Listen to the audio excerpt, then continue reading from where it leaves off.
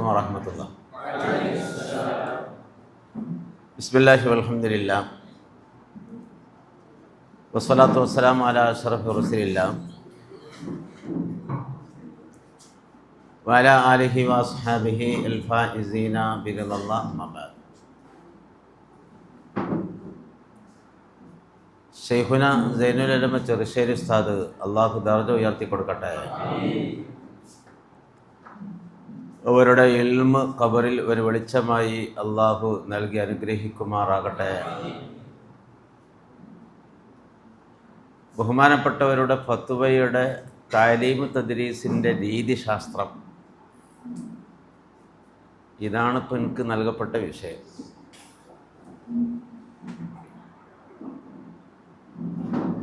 അദ്ദേഹം കേരളത്തിലെ അറിയപ്പെട്ട ഒരു മുഫ്തിയാണ് എന്നത് സർവരാലും അംഗീകരിക്കപ്പെട്ട മുസല്ലമായൊരു കാര്യം. അദ്ദേഹത്തെക്കാൾ ജനങ്ങൾക്കിടയിൽ സ്വീകാര്യതയും അംഗീകാരവും ഒക്കെ ഉള്ള വലിയ പണ്ഡിതന്മാർ വേറെയുണ്ട്. അവർ പോലും ബഹുമാനപ്പെട്ടവരോട് പല ഫത്വകളും തേടിയതായിട്ടുള്ള അനുഭവങ്ങൾ എമ്പാടുണ്ട്.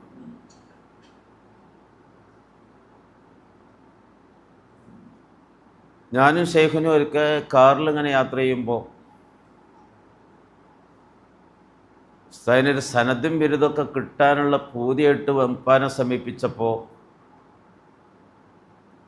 എനിക്കിപ്പോൾ ബാക്കവിയോ കാസിമിയോ ഒന്നും ആകേണ്ട ആവശ്യമില്ല, അവിടെയൊക്കെ പോയാൽ എന്നെ തേടി ഇങ്ങോട്ട് വന്നോളും എന്ന് വാപ്പ പറഞ്ഞതായിട്ട് അറിയാൻ കഴിഞ്ഞു. അങ്ങനെ വല്ല അനുഭവങ്ങൾ കാര്യമായത് വല്ലതുണ്ടോ എന്ന് ഞാൻ ചോദിച്ചു. ബഹുമാനപ്പെട്ട എന്നോട് പറഞ്ഞു, ശംസുൽ ഉലമ വരെ എന്നോട് പല ഫത്വയും ചോദിച്ചിട്ടുണ്ട്. ശംസുൽ ഉലമ എന്ന ഒരു മഹാസംഭവമാണ്. ശൈഖുനായേക്കാൾ ഒരുപാട് പ്രായമുള്ള, എത്രയോ വർഷങ്ങൾക്ക് മുമ്പ് സമസ്തയിലുണ്ടായിരുന്ന ആളാണ്. ശൈഖുന സമസ്ത മുഷാവറയാണ് 1977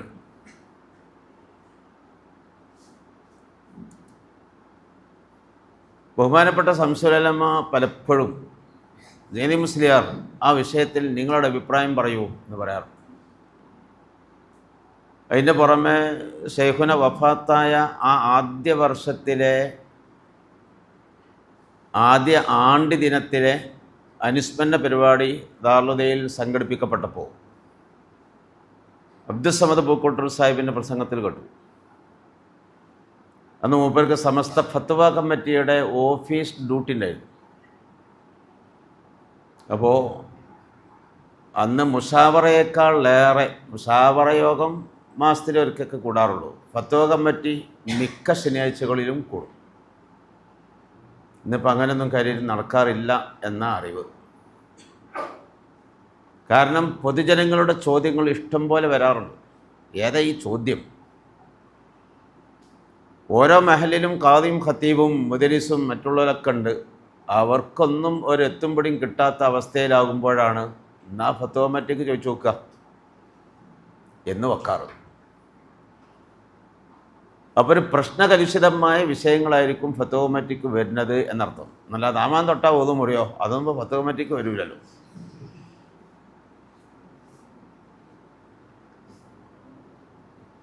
അതിങ്ങനെ അട്ടിയിട്ടുണ്ടാവും. അന്നൊന്നും ഈ സോഷ്യൽ മീഡിയ ഇങ്ങനെ ഇല്ലാത്തതുകൊണ്ട് കത്ത് മുഖേനയാണ് ചോദ്യങ്ങളൊക്കെ വരാറ്. അന്ന് അതിന് കൺവീനർ ബഹുമാനപ്പെട്ട ശംസുൽ ഉലമയാണ്. ചെറുശ്ശേരി ഉസ്താദൊക്കെ അതിൻ്റെ കീഴിലുള്ള ആളുകൾ മാത്രമാണ്. അധിക ശനിയാഴ്ചകളിലും ഈ ഫത്വ കമ്മിറ്റി കൂടാറുണ്ട്. മാത്രമല്ല, അടുത്ത ശനിയാഴ്ച ഫത്വ കമ്മിറ്റി കൂടുമ്പോൾ നോക്കി കിതാബുകൾ മുത്താല ചെയ്ത് റെഡിയായി വരേണ്ടുന്ന വിഷയങ്ങളാണെങ്കിൽ അതുവരെ മുൻകൂട്ടി പറയും. ഇവിടെ മുത്താല ചെയ്ത് പോകലാണ് പതിവ്. പൂക്കോട്ടൂർ സാഹിബ് പറഞ്ഞു, ഒരിക്കൽ ശൈഖുന എന്തോ മുതൽ കാരണത്താൽ അന്നത്തെ ഫത്വ കമ്മിറ്റിക്ക് വരാൻ കഴിയില്ല എന്ന് ശംസുൽ ഉലമയെ വിളിച്ച് പറഞ്ഞിട്ടുണ്ട്. പക്ഷേ ഫത്വ കമ്മിറ്റി മുൻകൂട്ടി തീരുമാനിച്ചതാ അതന്ന് കൂടേണ്ടതുണ്ട്. അങ്ങനെ കൂടി അട്ടിയായിട്ട് ഇങ്ങനെ വെച്ച ചോദ്യത്തിൽ നിന്ന് ആദ്യം വന്നത് അടിയിൽ നിന്ന് വലിച്ചിട്ടാണ് കൊടുക്കുക. പൂക്കോട്ടൂർ സാഹിബ് വായിക്കും, ഇന്ന മഹലിൽ നിന്ന് ഇന്ന ആളിൽ നിന്ന് ഇന്ന ചോദ്യം എന്ന്. അപ്പോൾ പിന്നെ ഇതിൽ 11 ആളുകളാണ് ഫത്വ കമ്മിറ്റിയിൽ. മുഷാവറയിൽ 40 ആണെങ്കിൽ ഫത്വ കമ്മിറ്റിയിൽ 11 ആളുകളാണ്. മുഷാവറ 40 മെമ്പർമാരിൽ നിന്ന് കൂടുതൽ കടയേറ്റ, കൂടുതൽ ഫിഖ്ഹുമായി ബന്ധമുള്ള ഫഖീഹ് എന്ന് പറയപ്പെടാൻ പറ്റുന്ന ആൾക്കാരാണ് ഈ ഫത്വ കമ്മിറ്റി ഉണ്ടാകുക. അപ്പോൾ വായിക്കും, അപ്പോൾ ഇതിനെ ചർച്ച ചെയ്യും.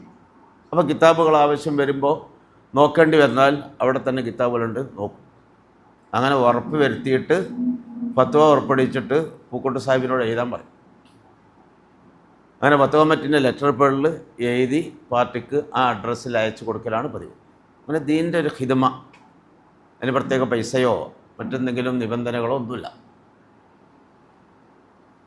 അങ്ങനെ ഒരു ചോദ്യം എടുത്ത് വായിച്ച സമയത്ത് അബ്ദുസ്സമദ് അത് മാറ്റിവെക്ക്, അത് ചെറുശ്ശേരിയുള്ള സമയത്ത് ചർച്ച ചെയ്യാം, അല്ലാഞ്ഞാൽ അത് കാമിലാക്കാൻ കഴിയില്ല, മൂപ്പരിൽ നിന്ന് വരാൻ കഴിയില്ല, ഒരു ഉതിറുണ്ട് എന്ന് പറഞ്ഞിട്ടുണ്ട്, അടുത്ത സിറ്റിങ്ങിലാക്കാം, അത് മാറ്റിവെക്ക് എന്ന് സംശയമില്ല എന്നോട് പറഞ്ഞു. അത് മാറ്റിവെപ്പിച്ചു എന്ന് സമദ് പൂക്കോട്ടൂരിൻ്റെ പ്രസംഗത്തിൽ ഇവിടുന്ന് പറഞ്ഞു. അതാ മൂപ്പര് പറഞ്ഞത്. അവിടൊക്കെ പോയാൽ അന്നെ തേടി ഇങ്ങോട്ട് വന്നോളും എന്ന് ബാപ്പ പറഞ്ഞത് അത് പുലർന്നിട്ടുണ്ട്. പലപ്പോഴും അങ്ങനെ സംഭവിക്കാറുണ്ട്. ഇന്ന് നിലവിലുള്ള ഈ ഫിഖ്ഹിൻ്റെ ആഘാതകൃത്തങ്ങളിലേക്കൊക്കെ ഇറങ്ങുന്ന പഴയ ചില മൂല്യന്മാർ, ആ മൂല്യന്മാരോട് ചോദിച്ചാൽ ചെറുശ്ശേരി പോലോട് കൂടെ അതിൻ്റെ കഴമ്പ് പോയിട്ടോ, ഒരു മസ്അല പറയലിൻ്റെ കാമ്പും കഴമ്പും നഷ്ടപ്പെട്ടിട്ടോ, ഇനി അത് നികത്താൻ പറ്റുമോ ഇപ്പം നിലവിലില്ല എന്ന് പഴമക്കാരായ പണ്ഡിതന്മാരായ ചില പ്രായം ചെന്നവർ, അല്ലെങ്കിൽ ഇതിലൊക്കെ ഒരു ദഖീഖ് ആയ വിഷയം കിട്ടണം, ഒരു തഹ്ഖീഖ് കിട്ടണം എന്ന് ആഗ്രഹിക്കുന്നവർ എത്രയോ പറയാറുണ്ട്. ഉപരേക്കാളേറെ ഭാഷയിൽ കൈകാര്യം ചെയ്യാൻ പറ്റുന്നവർ, ചാനലുകളിൽ പ്രത്യക്ഷപ്പെട്ട് ശരിക്ക് സംസാരിക്കാൻ കഴിയുന്നവർ, മറ്റ് മേഖലകളിൽ മികവുറ്റവർ ഒക്കെ ഉണ്ടാകാം. പക്ഷേ ഈ വിഷയത്തിൽ അദ്ദേഹം ആ ഒരു നിലപാടിലൂടെ ജനങ്ങൾ കണ്ടിരുന്നു എന്നതാണ് വസ്തുത. അദ്ദേഹം ഫത്വ കൊടുക്കുമ്പോൾ വരുന്ന ആളുകൾ ആരാണ്, എന്തിനാണ് ഈ ഫത്വ എന്ന് അന്വേഷിച്ചിട്ടാണ് കൊടുത്തിരുന്നത്. ചിലപ്പോൾ ആദ്യമൊക്കെ എന്തെങ്കിലും അനുഭവങ്ങൾ ഉണ്ടായിരിക്കാം എന്ന് ഞാൻ മനസ്സിലാക്കും.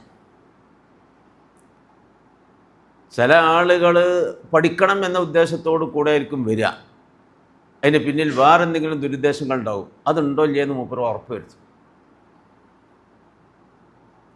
ചില ഇൽമുകളൊക്കെ മറച്ചു വെക്കൽ നിർബന്ധമാണ് എന്ന് ഹിക്കമിൽ പറയുന്നുണ്ടല്ലോ. എല്ലാം വെളിവാക്കി കൊടുക്കാൻ പറ്റൂല, പ്രശ്നമായി തരും. ഞാനങ്ങനെ ഒന്ന് പെട്ടിട്ടുണ്ട്. ഒരു 4-5 കൊല്ലങ്ങൾക്ക് മുമ്പ് എൻ്റെ റൂമിൽ, ഞാൻ ഡീനാണ സമയത്ത്, ഡീൻ്റെ റൂമിലായി ഇരിക്കുന്ന സമയത്ത് 2 ചെറുപ്പക്കാർ വന്നു.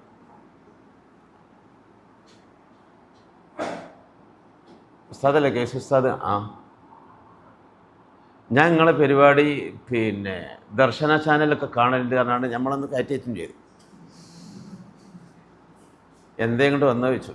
ഞാനേ അത് അപ്പോൾ കാണലിൻ്റെ പറഞ്ഞാൽ ആ വിഷയങ്ങളൊക്കെ പഠിക്കാൻ താല്പര്യമുള്ള ആളാണെന്ന് വരുത്തലായിരിക്കും ആ മുഖദ്ദിമ പറഞ്ഞത് കൊണ്ട് ഉദ്ദേശം ഞാൻ മനസ്സിലാക്കണം. ഉസ്താദേ, ഖുൽഅ് എന്ന സംഗതി ഇല്ലേ? ഉണ്ട്. വിവാഹമോചനത്തിന് ഖുൽഅ് എന്ന കാര്യമില്ലേ? അതുണ്ട്. അതിനെപ്പറ്റി ഒന്ന് പഠിക്കാൻ വേണ്ടി വന്നതാണ്. അപ്പോൾ ഇത് എത്ര വരെ മദ്രസ പോയെന്ന് വെച്ചു. ഞാൻ 10ാം ക്ലാസ് വരെ പോയിരുന്നു. അപ്പം എനിക്ക് അറബി വാചകങ്ങളൊക്കെ കണ്ടാൽ മനസ്സിലാവുമല്ലോ അല്ലേ? ആർക്കും മനസ്സിലാവും. അപ്പം എൻ്റെ മേശപ്പുറത്തൊരു പത്തൽമയുണ്ട്, ബാബുൽ ഖുൽഅ് മറിച്ചു. ബാബുൽ ഖുൽഅ് മറിച്ചിട്ട് അതിൻ്റെ ഇബാറത്ത് ഇങ്ങനെ വായിച്ചിട്ട്, അപ്പം ഇവതിന് പകരമുള്ള വേർപിരിയലാണ് എന്ന ആ നിർവചനം കാര്യങ്ങളൊക്കെ പറഞ്ഞു. ഇങ്ങനെ ഖുൽഅ് നിയമം വരാനുള്ള സാഹചര്യം പറഞ്ഞു. അതെ, പഴയ കാലങ്ങളിലൊക്കെ ചില പെണ്ണുങ്ങൾ ഭർത്താക്കന്മാരോട് തലാഖ് ചെല്ലാൻ ആവശ്യപ്പെടും. ഒരു നിലക്കും ഒന്നിച്ച് പോകാനാവില്ല എന്ന നിലയിൽ അവർ ആവശ്യപ്പെടും. അങ്ങനെ തലാഖ് ചെല്ലാൻ പുറപ്പെട്ടാൽ പലപ്പോഴും കൊടുത്ത മഹറാണ്ട് പോയി. ഒരിക്കൽ ബത്ത് ചെയ്താൽ പിന്നെ മഹർ ഫുള്ളും ഒക്കെ അവകാശപ്പെട്ടു. മറ്റ് പലവിധ ചെലവുകളും. അപ്പോൾ ചില സ്വഹാബികൾ നബി തങ്ങളോട് പറഞ്ഞു, ഈ പോക്ക് പോയാൽ നമ്മളെ ചട്ടി മണ്ടാവുമല്ലോ, ഇത് പൈസ ഉണ്ടാക്കി ഓൾക്ക് കൊടുക്കാനേ നേരമുള്ളൂ. ഒന്നുകൂടെ റെയിൽവേ കയറി ഒരു കൊല്ലം കഴിയുമ്പോഴേക്ക് ഓരോട് തൊലാക്ക് ആവശ്യപ്പെടുക, പിന്നെ ഞാൻ അടുത്ത പെണ്ണ് കെട്ടണമെങ്കിൽ വേറെ മഹറുണ്ടാക്കണം. അപ്പോൾ അതിന് തീരുമാനം വേണമല്ലോ എന്ന പരാതി പറഞ്ഞപ്പോഴാണ് അള്ളാഹിൻ്റെ ഭാഗത്തുനിന്ന് ഹുൽ എന്നുള്ള നിയമം തന്നെ വന്നത്. അങ്ങനെ തൊലാക്ക് ഞാൻ ചൊല്ലൂല, അങ്ങനെ തൊലാക്ക് ചെല്ലണമെങ്കിൽ എനിക്കെന്തെങ്കിലും ഇവന്ന് തരണം, ഇത്ര ലക്ഷക്ക് എനിക്ക് ചിലവുണ്ട്, അതൊക്കെ തരണം എന്ന് പറഞ്ഞിട്ടുള്ള തൊലാക്ക് ചൊല്ലലാണ് ഹുൽ എന്ന സംഗതി.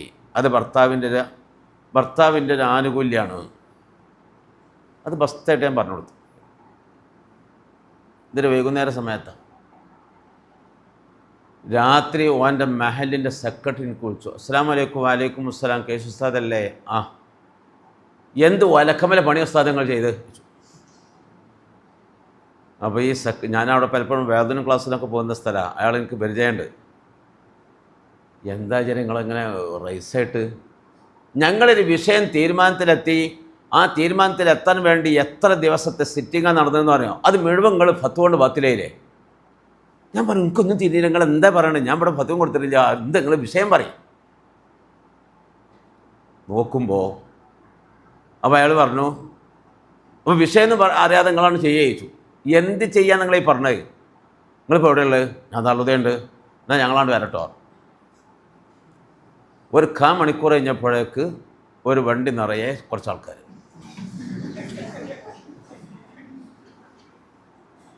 പാലത്തിങ്ങലിൻ്റെ ഉള്ളോട്ടുണ്ട് കൊട്ടന്തല എന്ന് പറയുന്ന സ്ഥലം, ആ മഹലിൻ്റെ ആൾക്കാരാണ്.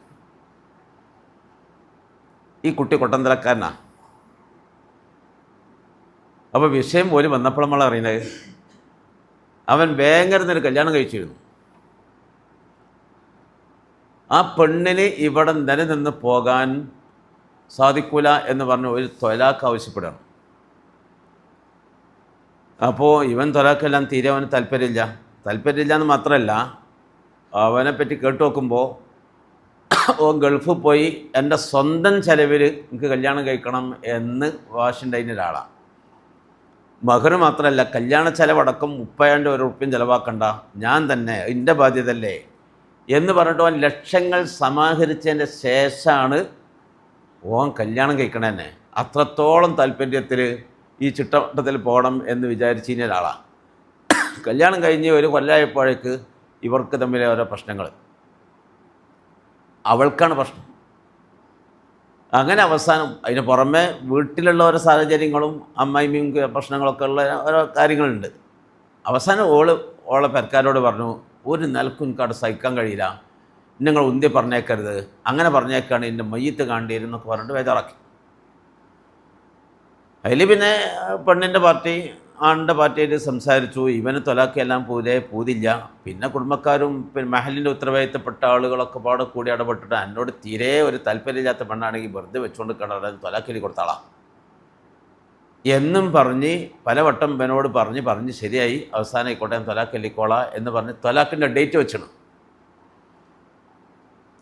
അപ്പോൾ ഓനോട് ഓൻ്റെ ഒരു അമ്മ ഉണ്ട് തിരൂര്. ഇതിപ്പോൾ അങ്ങനെ തൊലാക്കല്ലി കൊടുക്കണ്ട, ഹുൽ എന്ന സംഗതി ഉണ്ട്. ആ ഹുൽവിലൂടെ നീങ്ങിയാൽ മതി. ദാറുദയിലൊരു കേസ് പുസ്തകമുണ്ട്, മൂപ്പരോട് ചെന്ന് ചോദിച്ചാൽ മതി. മൂപ്പർ ആ ഹുൽഇനെ പറ്റി ദർശന ചാനലിൽ പറയുന്ന ഒരു എപ്പിസോഡ് ഞാൻ കണ്ടിട്ടുണ്ട്. മൂപ്പരത് ക്ലിയറായിട്ട് പറഞ്ഞെന്നോളൂ. മൂപ്പരെ പോയി കണ്ടാളാന്ന് പറഞ്ഞുകൊണ്ടാണ് ഈ ചങ്ങായി നിൻ്റെ അടുത്ത് വിട്ടത്. അപ്പോൾ ഓനെ ഈ മസാല പഠിക്കാനെന്നായി മനസ്സിലാക്കി, അതിലപ്പുറം മനസ്സിലാക്കിയില്ല. ഞാനിത് പറഞ്ഞു കൊടുത്തതിൻ്റെ ശേഷം ഇതിന് നേതൃത്വം നൽകിയ എന്നെ വിളിച്ചിന ആൾ ഹാഫിസ് സാഹിബ് എന്നാണ് പേര്, ഹാഫിദ്. മൂപ്പരെ പെരേക്കാണ് കയറി ചെന്നിട്ട്, അജരെ ഞാൻ തൊലാക്കൊക്കെ ചെല്ലിക്കോളാം, ഇന്ന ഡേറ്റിൽ നമുക്ക് തല പറഞ്ഞത് എനിക്ക് 10 ലക്ഷം ഉറുപ്പ്യ നഷ്ടപരിഹാരം വേണം, അതുകൊണ്ട് ഹുൽ എന്നൊരു വകുപ്പ് ഷറയിൽ എനിക്ക് അനുവദിച്ചാണ്, ആ ഹുൽ മുഖേന മാത്രമേ ഞാൻ വേർപ്പെടുത്തുള്ളൂ, ഞാൻ തൊലാക്കല്ല ചെല്ലണത്, അതുകൊണ്ട് എനിക്ക് കിട്ടേണ്ടത് 10 ലക്ഷം ഉറുപ്പ്യാണ്, അതിലേറെ ചിലവ് എനിക്കുണ്ട്, പക്ഷേ 10 ലക്ഷം എന്നുള്ളത് ഞാൻ ചെറിയ സംഖ്യയായിട്ട് പറയാണ്, അത് നിങ്ങൾ അവിടുന്ന് വാങ്ങിത്തന്നാലേ ഞാൻ തൊലാക്കല്ലുള്ളൂ. അങ്ങനെ ഷറയിലുള്ളതാണ്, ഷറയിലുള്ളൊരു ആനുകൂല്യം തരാൻ വേണ്ടാൻ നിൽക്കണ്, അതുകൊണ്ട് ഇങ്ങനെ ഞാൻ ചെയ്യുള്ളൂ. അപ്പോഴത്തേനും പിന്നെ ഈ ആഫീസായി വേറെ ആൾക്കാരൊക്കെ കുട്ടിയോ അങ്ങനെ വന്നാണ് പറയുന്നുണ്ട്. അപ്പോൾ അവനെ പിടിച്ചു ചോദിച്ചു, ഉടനെ അപ്പം എനിക്ക് വിവരം കിട്ടി, ഇനി തൊലാക്കുന്നല്ലേ പറഞ്ഞില്ലേ, പിന്നെ ഉടനെ വിവരം കിട്ടി, എനിക്ക് കേസ് പുസ്തകം പറഞ്ഞു.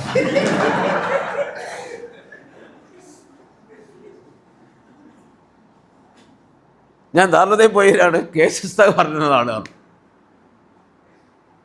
ഇത് കേട്ടാൽ ഇപ്പം എന്താ മനസ്സിലാക്കുക?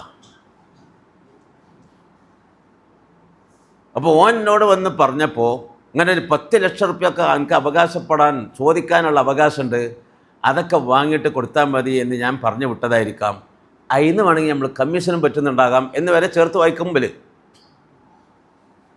ഇങ്ങനെ മസാല പഠിപ്പിച്ചാണ്ട് സറയിലുള്ളതാണോ?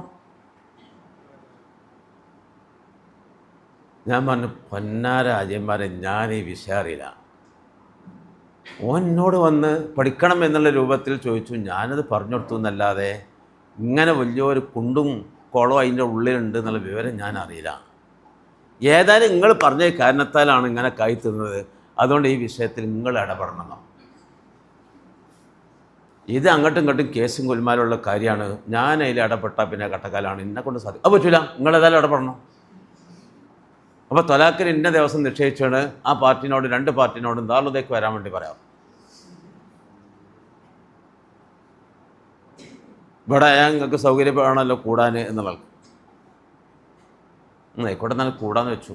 2 പാർട്ടിയും വന്നു. ഏത് സൈസ് പാർട്ടിയാണ്? ബദറും ഇതൊക്കെ അവിടെ നിൽക്കുള്ളൂ.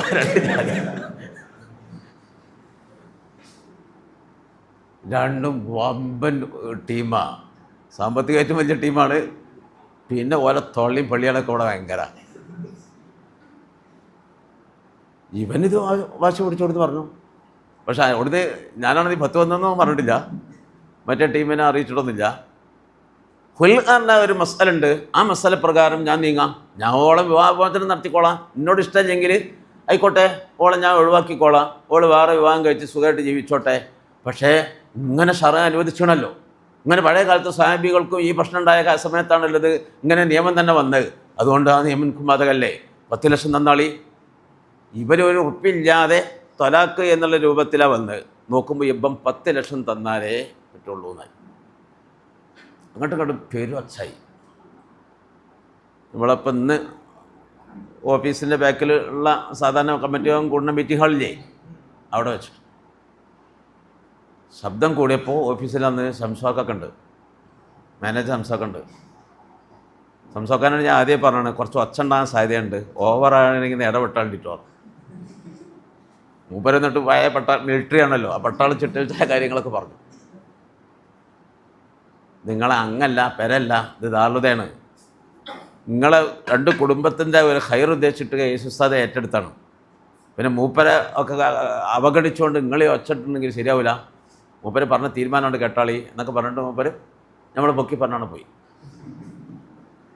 അവസാനം പിന്നെ ഞാൻ ബനെ ബാക്കോട്ട് വിളിച്ചു പറഞ്ഞു, ഇതിൽ 10 എന്നൊക്കെ പറഞ്ഞാണ് വിതറുണ്ടാക്കല്ലേ, ജിയാത് കെട്ടകാലത്തിനാണ് എന്നോട് ആ ചോദിച്ചിരുന്നതും ഞാൻ അറിയില്ല, അതുകൊണ്ട് ഇതൊന്ന് കുറക്കെന്നൊക്കെ പറഞ്ഞ് പിന്നെ അവൻ്റെ കുടുംബക്കാരെ വിളിച്ചു. ഓൻ കുറക്കാൻ തയ്യാറല്ലേ. അപ്പോൾ അവൻ്റെ വാപ്പ ഗൾഫിലാണ്, അവൻ്റെ എളാപ്പാരോ അമ്മമാരോ ബാക്കിയുള്ളവരൊക്കെ ഉണ്ട്, അവരൊക്കെ വിളിച്ചിട്ട് പറഞ്ഞു ഇതൊരു ഉറപ്പില്ലാതെ തൊലാക്ക് ചെല്ലുന്ന കേസായിരുന്നു, അതുകൊണ്ട് ഇങ്ങനെയാണ് വന്നു ചേർന്നത്. അവസാനം പലവട്ടം ചർച്ച ചെയ്ത് മണിക്കൂറുകൾക്ക് ശേഷം 3 ലക്ഷത്തിന് തീരുമാനമായി. അത് 3 ലക്ഷം കൊടുക്കാവുന്ന വ്യവസ്ഥയിൽ പെണ്ണിൻ്റെ പാർട്ടി ആണിൻ്റെ പാർട്ടിക്ക് 3 ലക്ഷം കൊടുക്കുക എന്ന വ്യവസ്ഥയിൽ തൊലാക്കിന് വേറെ ഡേറ്റ് നിശ്ചയിച്ചിട്ട് അന്ന് ഈ ഹുൽ നടത്തി.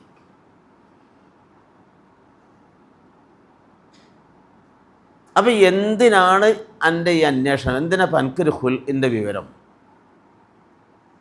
എന്ന് ഓനോട് ചോദിച്ചു ഉറപ്പ് വരുത്തന്നെ വേണം. അതിൻ്റെ പിന്നാമ്പുറത്ത് വേറെ വല്ല വഞ്ചനയും തരികയും നമ്മൾ കുടുങ്ങുന്ന അവസ്ഥയിലേക്കാവോ എന്ന് ചോദിക്കൽ അത്യാവശ്യമുള്ള കാലത്താണ് ഇന്ന് നാം എത്തിയിട്ടുള്ളത് എന്ന് നമ്മൾ ഓർക്കണം. ഇത് ഷെയ്ഖുന ചെയ്യാറുണ്ടായിരുന്നു. രണ്ടാമത്തത് മൂപ്പരുടെ ഫത്വയെ സംബന്ധിച്ചിടത്തോളം തൻ്റെ ഫത്വ ദുരുപയോഗപ്പെടുത്തരുത് എന്നൊരു നിർബന്ധം മൂപ്പർക്കുണ്ടായിരുന്നു. ഞാൻ ചില ക്ലാസ്സിലൊക്കെ പറഞ്ഞിട്ടുണ്ടാവും. കണ്ണൂർ ഭാഗത്തുനിന്ന് പലിശ സംബന്ധമായി ചോദിക്കാൻ വന്നൊരു ടീമിനെ ഇട്ടേണ്ട കറക്കി ഒരു 3-4 മുതലാളിമാർ വന്ന ഓരോ അക്കൗണ്ടിൽ ഇഷ്ടം പോലെ പലിശ പൈസ ഉണ്ട്, ലക്ഷങ്ങൾ അക്കൗണ്ടിലുള്ള ആളുകളാണ്. അപ്പം പലിശ പൈസ അവനാൻ ഉപയോഗിക്കാൻ പറ്റൂല, അത് പൊതു ആവശ്യങ്ങളിൽ ഉപയോഗപ്പെടുത്താം എന്ന് പേര് ഉടനൊക്കെയൊക്കെ കേട്ടാണ്. അതിന് താക്കേക്ക് കിട്ടാൻ വേണ്ടിയിട്ട് വലിയ ആളുടെ നാക്കിൽ നിന്ന് തന്നെ കേൾക്കട്ടെ എന്നറിയാൻ വേണ്ടിയിട്ടാണ് ഷെയ്ഖുനാൻ്റെ അടുത്ത് വന്നത്. വീട്ടിലൊരു ഉച്ചൻ്റെ ശേഷം വന്നു.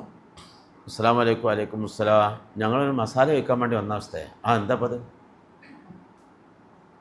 ഞങ്ങൾക്ക് 4 ആൾക്കും ബാങ്കിൽ കുറേ കാശുണ്ട്, പലിശ ഉണ്ടാവുമല്ലോ ബാങ്കിൽ. ആ പലിശ പൈസ കുറേ ആയിരങ്ങളുണ്ട്, അത് ഏത് വഴിക്കാണ് ചിലവാക്കേണ്ടത് എന്നന്വേഷിക്കാൻ വേണ്ടി വന്ന ഷെയ്ഖുന അങ്ങോട്ട് ചൂടായിട്ട്,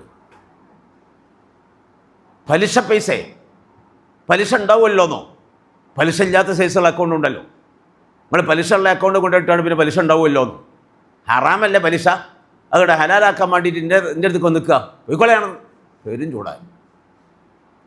അല്ല ഉസ്താദേ, അത് പലിശ നമ്മൾ ചോദിച്ചൊന്നുമല്ലല്ലോ, പലിശയിൽ വന്ന് ചാടിയല്ലേ, പലിശയിൽ വന്ന് ചേർന്നതല്ലേ എന്ന് പേര്. എൻ്റെ പൈസ ഉണ്ടല്ലോ അക്കൗണ്ടിൽ, സമസ്തക്ക് കോടികളുണ്ടല്ലോ അക്കൗണ്ടിൽ, പലിശരഹിത അക്കൗണ്ട് ഉണ്ട്, കറണ്ട് അക്കൗണ്ടും മറ്റ് അക്കൗണ്ടൊക്കെ. ആ അക്കൗണ്ട് എടുക്കണം. നിങ്ങൾ ഈ പലിശ ഉള്ള സൈസ് അക്കൗണ്ട് എടുത്താൽ പിന്നെ പലിശ ഇറാക്കുമോ? അതുകൊണ്ട് ആ പൈസ എന്ത് കാണിക്കണേ എന്നുള്ള ചോദ്യ ആസ്ഥാനത്താണ്. കാരണം പലിശ പൈസ വാങ്ങാനേ പാടില്ല. അങ്ങനെ പേരും വർത്താനം അങ്ങോട്ട് കിട്ടും. അവസാനം പിന്നെ വലിയ മലയാളിയൊക്കെയാണ്. അയാൾ പറഞ്ഞു, അല്ല അങ്ങനെ അത് അത്ര ബോധമില്ലാതെ അങ്ങനെ ബാങ്കിൽ ഇട്ടുപോയി, ഇനിയിപ്പോൾ എന്താ ചെയ്യണം? ബാങ്കിൽ ഇട്ടുപോയി, ഇനിയിപ്പോഴും നിങ്ങൾ ആ അക്കൗണ്ടായിട്ട് ഉത്തരക്ക് തന്നെയാണല്ലോ, അത് മാറ്റാനുള്ള പരിപാടി ഇങ്ങോട്ടും അടുത്തില്ലല്ലോ എന്നും പറഞ്ഞ് മൂപ്പര് ദേഷ്യം പിടിച്ച് പാൻ്റെ ഉള്ളിക്കാണ്ട് പോയി ഷർട്ട് മാറ്റിയിട്ട് അപ്പോൾ തന്നെ അസറിന് വാങ്ങിക്കൊടുത്തണ്. മൂപ്പര് ഓലെ പരിഗണിക്കാതെ ചെരുപ്പിട്ട് ഷൂ ഇട്ടുകൊണ്ട് ഇറങ്ങി. എവിടുകെ?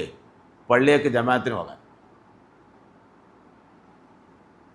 അതിന് പേര് പിന്നാലെ നടന്നിട്ട് വന്നു, ഉസ്താദേ ഞങ്ങളെ അക്കൗണ്ടൊക്കെ ഇനി മാറ്റിക്കോളാം. നിങ്ങളെ അക്കൗണ്ടൊക്കെ മാറ്റി നമുക്ക് മാറണം ചെയ്യും, എന്നാൽ അഞ്ഞും പലിശ വാങ്ങാൻ പാടില്ല. ഇനിയിപ്പോഴത്തെ പലിശ ആ പൈസ ഇഞ്ഞത്തെ കാട്ടണ വെച്ച് ആ പുസ്തകത്ത് മുണ്ടില്ല. അതിലൊരാൾ ഇങ്ങോട്ട് കാര്യമായിട്ട്, ഉസ്താദേ എൻ്റെ അക്കൗണ്ടിൽ ഇത്ര ആയിരങ്ങൾ, എത്രയോ വലിയ ആയിരങ്ങളുണ്ട്, ഇവൻ്റെ അക്കൗണ്ടിൽ ഇത്ര ഉണ്ട്, ആ പൈസ ഏതായാലും അങ്ങോട്ട് വാങ്ങാതെ വിട്ടാൽ ഉദ്യോഗസ്ഥന്മാർ കൈക്കലാക്കിയിട്ട് അതെന്തെങ്കിലും തിരക്കിട കാട്ടും.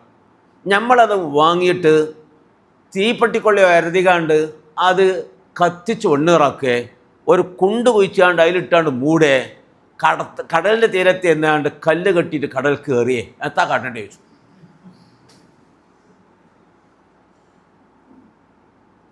അതിൽ ഷെയ്ഖുല പറഞ്ഞു, അത് കരിച്ചു കളയാനോ നശിപ്പിക്കാനോ പാടില്ല, അതിന് മുത്തമ്മല. ഇദാ വഖഅ ഫീ യദി റജുലിൻ മാലുൻ ഹറാമുൻ, ഒരാളുടെ കയ്യിൽ ഹറാമായ മുതൽ വന്ന് അകപ്പെട്ടാൽ, ഇന്നാലിൻ്റെ മേഖലയിൽ അത് ഉപയോഗപ്പെടുത്തട്ടെ എന്ന ഷറഉൽ മുഅദ്ദബിൻ്റെ ഇബാറത്ത് വെച്ചു. ഫലവനും ഏത് മാർഗം? പൊതുമേഖലയിൽ ഉപയോഗപ്പെടുത്തട്ടെ. നിങ്ങളുടെ നാട്ടിൽ റോഡോ കുണ്ടും കുഴിയുള്ള റോഡുണ്ടെങ്കിൽ അതൊക്കെ റെഡിയാക്കുക. ഗവൺമെൻറ്റിൻ്റെ പേര് ഏതെങ്കിലും കുളമോ കിണറോ ഒക്കെ ഉണ്ടെങ്കിൽ ഉപയോഗശൂന്യമായി കിടക്കുന്നുണ്ടെങ്കിൽ അതൊക്കെ ഉപയോഗ യോഗ്യമാക്കി തീർക്കുക. ഡയാലിസിസ് സെൻ്റർ ഉണ്ടെങ്കിൽ അതിനൊക്കെ കൊടുക്കുക. ജാതി മതം നോക്കാതെ എല്ലാ ആളുകളും ഉപയോഗിക്കട്ടെ എന്ന് പറഞ്ഞ് പൊതുമേഖലയിൽ അതിൽ ഉപയോഗപ്പെടുത്തുക. അങ്ങനെ ചെയ്താടിട്ടോ. ഇതുപോലെ മുമ്പ് കേട്ടാണ്, അത് ഇവിടുന്ന് കിട്ടാൻ വേണ്ടിയിട്ടാണ് അവർ ഷെയ്ഖുനാൻ്റെ അടുത്ത് നേരെ വന്നത്. ഇതിൻ്റെ വിഷയം എന്താ അറിയോ? ഇവർ വരുന്ന സമയത്ത് തന്നെ ഈ മസ്അല അവർക്കണ്ട് പറഞ്ഞു കൊടുത്താൽ എന്താണ്ടാകുക? വീണ്ടും വീണ്ടും ഈ പലിശ പൈസ സമാഹരിക്കുന്ന ഒരു സ്വഭാവം, അങ്ങനത്തെ ഒരു ഫണ്ട് അത് അവരുണ്ടാക്കും. സ്വാഭാവികമാണ്. കാരണം ഇവരൊക്കെ തന്നെ നാട്ടിലെ പ്രമാണിമാരായിരിക്കും. ഇപ്പോൾ നാട്ടിലേതെങ്കിലും ക്ലബിൻ്റെ പ്രവർത്തകർ, വേറെ എന്തെങ്കിലുമൊക്കെ പണിയായിട്ട് കഴിഞ്ഞു കൂടുന്ന ആൾക്കാരുണ്ടാവും. അവരെന്താണ്ട് അജരെ നമുക്ക് ഇവിടെ ഒരു ബസ് സ്റ്റോപ്പ് ഉണ്ടാക്കേണ്ടതുണ്ട്, എങ്ങനെയായാലും ഒരു 50,000 രൂപ ചിലവാകും, നിങ്ങളെ പകരം 10,000 തരുമെന്ന് അറിയുമ്പോൾ ബസ് സ്റ്റോപ്പ് ഉണ്ടാക്കാൻ പൊതുമേഖലയാണ്, ആ മേഖലയ്ക്ക് ഉപയോഗപ്പെടുത്താൻ ഏത് പറ്റും? പലിശ പൈസ പറ്റുമെന്ന് ആരാ പറഞ്ഞേ? ചെറുശീസ്ത പറഞ്ഞു. അതിൽ പറ്റി പറയാൻ ചെല്ലു. അപ്പോൾ ഈ പൈസ ബാങ്കിൽ ഇങ്ങനെ ഇടുക, ഇവൻ്റെ പൈസ ബാങ്കിൽ ഇങ്ങനെ ഇടുക, ഹലാലായ പൈസ. എന്നിട്ട് അതിന് പലിശ എന്ന് പറയുന്നൊരു ഫണ്ട് ഉണ്ടാക്കുക. ആ ഫണ്ട് ഇത്തരം ആവശ്യങ്ങൾക്ക് വേണ്ടി ആരെങ്കിലും വന്ന് ചോദിച്ചാൽ, പല മുതലാളിമാരും ഡയാലിസിസ് സെൻ്ററിൻ്റെ ആൾക്കാരൊക്കെ ഒന്ന് കാണൂലേ, നിങ്ങളൊന്ന് സംഭാവന തിരി അറിയുമ്പോൾ അത്തരം സംഭാവന കൊടുക്കാൻ പറ്റുന്നൊരു ഫണ്ടായി ഇതിങ്ങനെ ഉണ്ടാക്കി വെക്കും. ഹറാം, പാടില്ല. കാരണം ഇതാ വഖഅ ഫീ യദി റജുലിൻ മാലുൻ ഹറാമുന്ന, ഇതാ ഔഖഅ ഫീ യദി റജുലിൻ മാലൻ ഹറാമൻ എന്നല്ല, അങ്ങനെ അകപ്പെട്ടു പോയി. ഞങ്ങൾക്ക് അങ്ങനെ സംഭവിച്ചു പോയതാണ് ഉസ്താദേ, ഇനിയിപ്പോൾ പറഞ്ഞിട്ട് കാര്യമില്ലല്ലോ, ഇനിയിപ്പോൾ അക്കൗണ്ടിൽ ഉണ്ടല്ലോ, ഇനി ഞങ്ങൾ ഏതായാലും ഇന്ന് ഒഴിവാകാം, അക്കൗണ്ട് മാറ്റാം എന്ന് പറഞ്ഞപ്പോൾ ഇതാ വഖഅ ഫീ യദി റജുലിൻ മാലുൻ ഹറാമുൻ എന്ന ഇനത്തിൽ അത് പെട്ടു. നേരെ മറിച്ച് പൈസയിൽ കൊണ്ടുപോയിട്ടിട്ട് ഇങ്ങനെ കുറേ പലിശ പൈസ സമാഹരിച്ചിട്ട് ഒരു ഫണ്ട് ഉണ്ടാക്കുക, ഇത്തരം കാര്യങ്ങൾ ഉപയോഗപ്പെടുത്താൻ എന്നാണെങ്കിൽ ഹറാമായ മുതലിനെ ഓരിങ്ങനെ ഈഖ ചെയ്യണം, ഉഖുവല്ല. അപ്പോൾ അതിന് ഔഖ എന്നായി. അങ്ങനെ കിതാബിലുണ്ടോ? ഇല്ല. ഇവിടെ അടുത്തയിടെ ഒരു മഹലിലെ സെക്രട്ടറിനെ വിളിച്ചിട്ട് പറഞ്ഞു, നമ്മളെ പൈസ അക്കൗണ്ടിലുണ്ട്, നമ്മളെ പ്രസിഡൻ്റിൻ്റെ പൈസയാണ്, നമുക്കത് ഉസ്താദന്മാർക്ക് ശമ്പളം കൊടുക്കാനും മറ്റൊന്നും പറ്റില്ല എന്നുള്ളൂ, എവിടെയെങ്കിലും മതിൽ കെട്ടാനോ അല്ലെങ്കിൽ ബാത്റൂം ഉണ്ടാക്കാനോ ഒക്കെ പറ്റും, അതുകൊണ്ട് അങ്ങനെ പൈസ ഉണ്ടായിക്കോട്ടെ എന്ന് പ്രസിഡന്റ് പറഞ്ഞാണ്, അത് പറ്റുമോ എന്ന് മഹലിൻ്റെ സെക്രട്ടറിനോട് ചോദിച്ചിട്ടുണ്ട്. ഞാൻ പറഞ്ഞു, പൊന്നാര സെക്രട്ടറി, അങ്ങനെയില്ല. പള്ളിയുടെ പൈസ ഇങ്ങനെ പലിശ ഉള്ള അക്കൗണ്ടിൽ ബാങ്കിൽ ഇടാൻ പാടില്ല, ഹറാമാണ്. ആ വഴിക്ക് സമാഹരിക്കാനും പാടില്ല. ഷറൽ മുഹദ്ദബിൽ നബൈമാം പറഞ്ഞത്, ഹറാമായ മുതൽ അങ്ങനെ കയ്യിൽ ഏതെങ്കിലും വിധേന അകപ്പെട്ട് കഴിഞ്ഞാൽ ഇതാ വഖഅ എന്നാണ്. അത് ദുരുപയോഗ, അത് ഒരു മുത്തമബ്ബലായ സാധനമായത് കൊണ്ട് കരിച്ചു കളയാനോ നശിപ്പിക്കാനോ പാടില്ല. അത് ഇന്നിന്ന മേഖലയിൽ ഉപയോഗപ്പെടുത്തണം എന്നേ ഉള്ളൂ. അത് എൻ്റെ അക്കൗണ്ട് മാറ്റിയിട്ട് പലിശരഹിത അക്കൗണ്ടാക്കി മാറ്റണം എന്ന് നമ്മൾ പറഞ്ഞു കൊടുത്തു. അപ്പോൾ ഇത് മുൻകൂട്ടി കണ്ടിട്ടാണ് ഷെയ്ഖുൻ അങ്ങനെ പറഞ്ഞത്. അതേപോലെ ഈ ടീം വരുമ്പോൾ, ഇപ്പോൾ തിരൂർ ഭാഗത്തു നിന്നൊരു ടീം വന്നു, തറപ്രസംഗത്തിൻ്റെ ഒരാൾ തന്നെ എന്ന് പറഞ്ഞു. തറപ്രസംഗം എന്ന് പറഞ്ഞാൽ തിരിഞ്ഞോ, ഖുത്ബൻ്റെ മുമ്പ് മിമ്പർമ കയറിയിട്ടുള്ള ഖുത്ബ അത് അറബി തന്നെ പാണം. അതിന് മുമ്പായി ഒരു 1/4 മണിക്കൂർ 20 മിനിറ്റൊക്കെ പ്രസംഗിക്കണത് നിലത്തുനിന്ന് പ്രസംഗിക്കുക. ജുമ കഴിഞ്ഞ അതിൻ്റെ മുമ്പായിട്ട്, ഖുത്ബക്ക് തുടങ്ങുന്നതിന് മുമ്പായിട്ട്. തിരൂരിൽ നിന്ന് ആൾ വന്നു ഷെയ്ഖുനാൻ്റെ അടുത്ത്, അതിന് പറ്റുന്ന നല്ലൊരു ഹുദവിനെ ഇവിടെ പഠിക്കുന്ന നല്ല ഉഷാറുള്ള ഒരാളെ തരണം എന്ന് പറഞ്ഞിട്ടാണ് വന്നു. ഷെയ്ഖുന ആളെ തരണം എന്ന് പറഞ്ഞ് വന്ന അവരോട്, അങ്ങനെ പ്രസംഗമോ, ഇതൊരാളുടെ പ്രസംഗം ഉണ്ടേനു? അല്ല, ദീനല്ലേനി, ഇനിയിപ്പോൾ നിങ്ങൾ കഴിഞ്ഞ കമ്മിറ്റി അങ്ങനെ തീരുമാനിച്ചത്, ദീനില്ലാത്ത ഒന്നും നിങ്ങളാണ് തീരുമാനിച്ചല്ല.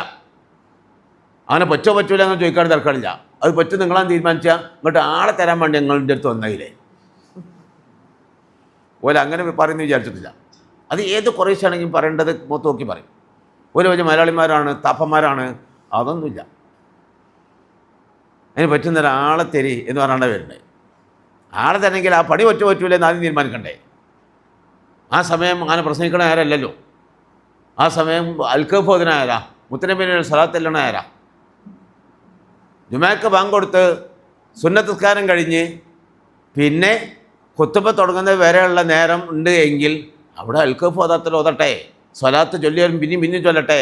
അങ്ങനെയാണ് നേരം. ഒരാൾ അൽക്കഫ് ഓതുന്ന നേരത്തെ ഒരു പ്രസംഗമാണ് നടത്തുകയാണെങ്കിൽ, ഓജാരേ ഞാൻ അൽക്കഫ് ഓതിയിനി, ആ അൽക്കഫിന് തടസ്സമായല്ലോ നിങ്ങളെ അത്, അതുകൊണ്ട് വേഗം നിർത്തിക്കാളി എന്ന് പറയാനുള്ള അവകാശം അയാൾക്കുണ്ട്. അതുകൊണ്ട് നല്ലതിനെതിരാ, ഇതൊരാൾ പ്രസംഗം ഉണ്ടായിട്ടില്ലല്ലോ, അതുകൊണ്ട് ഞാനൊന്നും വേണ്ട. അല്ല, ഇദ്ദേഹം ഉണ്ടായിട്ടില്ല ഉസ്താദ്, എന്നാലും പുതിയതൊന്നും നമുക്ക് തുടങ്ങിയൂടെ, പല സ്ഥലത്തും ഇപ്പോൾ അതുണ്ടല്ലോ എന്നിയാൾ പിന്നെ. അല്ല, നിങ്ങളുടെ ഉദ്ദേശം എന്താ പറയും?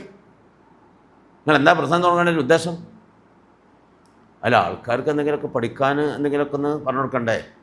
ജുമേൻ്റെ ശേഷമാണ് പറഞ്ഞു കൊടുത്താളി. സ്ഥലം വീട്ടിൽ ദുആ കഴിഞ്ഞ ശേഷം പിന്നെ നേരം അസ്ര വരെ ഇല്ലേ, അങ്ങോട്ട് പറയണ വേള്. അപ്പോൾ ആരും ഇരിക്കൂല. അത് ശരി, ആൾക്കാർ ഇരിക്കാത്തതിന് പിന്നെ ഇതൊക്കെ പാടെ മാറ്റി മറിച്ചേ, സറേൻ്റെ നിയമമൊക്കെ അവിടെ മാറ്റി മറിച്ചേ, അത് ഇരിക്കാനുള്ള ഏർപ്പാടുകൾ നോക്കി കളി എന്നാണ്. അതിൽ ഒരാൾ ചോദിച്ചിട്ട് പറഞ്ഞു, ഉസ്താദേ സംഗതിയിൽ അതൊന്നുമല്ല, ഇവനോട് പറട്ടെ വിചാരിച്ച് അങ്ങനെ നിന്നതാവും. ഒരു പറയണില്ലത്. നമ്മൾ പള്ളീൻ്റെ അങ്ങേപ്പുറത്ത് വേറൊരു മുജാഹിദിൻ്റെ പള്ളി തുടങ്ങി. അത് 2 ആഴ്ചയായിട്ടുള്ള തുടങ്ങിയിട്ട് അവിടെ ഒരു അടിപൊളി ചെറുപ്പക്കാരനായ പ്രാസംഗികൻ വന്നു.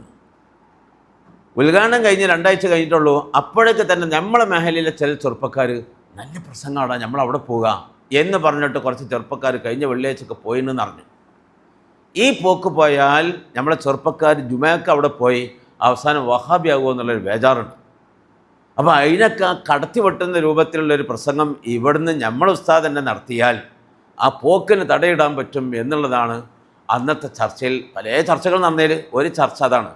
അങ്ങനെ ഒന്നും കൂടി ഉണ്ടായതുകൊണ്ടാണ് ഞാനിപ്പോൾ ഈ വിഷയത്തിന് ഇവരെ കൂട്ടത്തിൽ നിന്നും പോകുന്നത്. ഷെയ്ഖുനാൻ്റെ നിലപാടാകണം മാറി, നിലപാട് മാറി. നിങ്ങൾ ആദ്യം വരണ്ടേ അങ്ങനെ ഉദ്ദേശം ഉണ്ടെങ്കിൽ? അങ്ങനെ ഒരു ഉദ്ദേശം, അങ്ങനെയാണെങ്കിൽ അത് പറ്റും. മസാല ഒപ്പിച്ചതാണ്. മറ്റത് മിനിമം ഖിലാഫ് ലൗലെങ്കിലും വരും. ആ സമയത്ത് ചെയ്യേണ്ടത് എന്താ? ഫിഖിൻ്റെ കിതാബുകളിലൊക്കെ ഉള്ളത് ഖുത്ബൻ്റെ മുമ്പായിട്ട് ഖുത്ബൻ്റെ മുമ്പുള്ള സമയങ്ങളിൽ അൽക്കഫ് ഓതുക, മുത്തനബിയിൽ സ്വലാത്ത് ചൊല്ലുക അത് ചെയ്യാനുള്ള നേരാണ്. അത് നിർത്തി ചെയ്യാണ്ട് പ്രസംഗം നടത്തിയാൽ ഖിലാഫുൽ ഔല, ഔലക്കെതിരെ എന്നുള്ളത് മിനിമം വരൂലേ? ഖറാത്ത് ഹറാമ കടക്കട്ടെ, ഖിലാഫുൽ ഔല വരും. ആ ഖിലാഫുൽ ഔല എന്ന സംഗതി അഥവാ പ്രസംഗം നടത്തുക, അൽക്കോഫും സ്വലാത്തൊക്കെ നിർത്തിവെപ്പിച്ചിട്ട് പ്രസംഗം നടത്തുക എന്ന ഖിലാഫുൽ ഔലക്ക് ശൈഖുന അനുവാദം കൊടുക്കണം. എന്തേ? അപ്പുറത്ത് വഹാബിയെ പോവുക എന്ന അശദ്ദിനെ തടുക്കാൻ. അൽഅഫ് കൊണ്ട് അശദ്ദിനെ തടുക്കുക, അൽഅഫ് കൊണ്ട് അശദ്ദിനെ തടുക്കുക. ഇത് ഖിലാഫുൽ ഔലയാണ്. മറ്റത് ബിദ്അത്തിലേക്കാളെ പോകലാണ്. ഇത് ഖിലാഫുൽ ഔല ചെയ്തിട്ടാൽ വേണ്ടിയില്ല, ആ വലിയ ഗൗരവമുള്ള സംഗതിയെ തടുക്കുക. അൽഅഫിനെ കൊണ്ട് അശദ്ദിനെ തടുക്കുക എന്നൊരു മസാല ഉണ്ട്. ആ മസാല ഒപ്പിക്കാൻ വേണ്ടിയിട്ട് ഓലത്തൊള്ളയെന്ന് തന്നെ അങ്ങോട്ട് വരാൻ വേണ്ടിയിട്ടാണ് പ്രസംഗം വേണ്ട എന്നാദ്യം പറഞ്ഞത്. പിന്നെ പ്രസംഗിക്കാൻ ആളെ നിശ്ചയിച്ച് കൊടുത്തും ചെയ്തു. എന്താ? ഒരു ഉസൂലിൻ്റെ ഒരു കായികയുടെ അടിസ്ഥാനത്തിലാകണം നമ്മൾ ഫത്വ കൊടുക്കേണ്ടത്. ഒരു തറപ്രസംഗം നടത്താൻ ഒരാളെ തരി ആണ് കൊടുത്തു നിൽക്കുക. ഏതടിസ്ഥാനത്തിലാണ് ആ പ്രസംഗം? ആ സമയത്ത് അൽക്കഫ് ഓതണം എന്നല്ലേ നിയമം. അപ്പോൾ ഖിലാഫുൽ ഔല വരൂലേ? ഖിലാഫുൽ ഔല കൊണ്ട് ഫത്വ കൊടുക്കലാണോ എന്നൊരു ചോദ്യം അവിടെ വരൂലേ? നാളെ പിറ്റേന്ന് ഒരാൾ കേട്ടാൽ ചെറുശ്ശേരി ഉസ്താദ് അങ്ങനെ പ്രസംഗിക്കാൻ ആളെ തന്നും ചെയ്താണ്, പ്രസംഗിക്കണതിന് പ്രശ്നം പറഞ്ഞിട്ടില്ല. അത് നിങ്ങൾ ചോദിച്ചത് ഞങ്ങൾക്ക് പ്രസംഗത്തിൻ്റെ ആളെ വേണമെന്ന് മാത്രം ചോദിച്ചിട്ടുള്ളൂ, അപ്പം തന്നെ ആളെ തന്നല്ലോ. അപ്പോൾ ഖിലാഫുൽ ഔല കൊണ്ട് ഫത്വ കൊടുത്തു എന്ന് വരും. അത് പാടില്ല. ഇതോ അസദ്ദിനെ അൽഅഫ് കൊണ്ട് തടുക്കുക എന്ന ആ തത്വത്തിൽ ആ ലാഭിത്ത പ്രകാരം കൊടുത്താൽ അത് കാമിലായി. കണ്ടില്ലേ? ഈ ഒരു സൂക്ഷ്മത ബഹുമാനപ്പെട്ടവരിൽ പല മേഖലകളിൽ നമ്മൾ കണ്ടിട്ടുണ്ട്. പല മേഖലകളിൽ ഒരുപാട് ഉദാഹരണങ്ങൾ പറയാണ്ട് നേരമില്ലാത്തതുകൊണ്ട് ചുരുക്കം. മൂന്നാമത്തെ വേറൊരു ഗുണം, അപ്പോൾ ചോദ്യകർത്താക്കൾ വരുന്നത് എന്തിനു വേണ്ടിയിട്ടാണെന്നുള്ള അന്വേഷണം.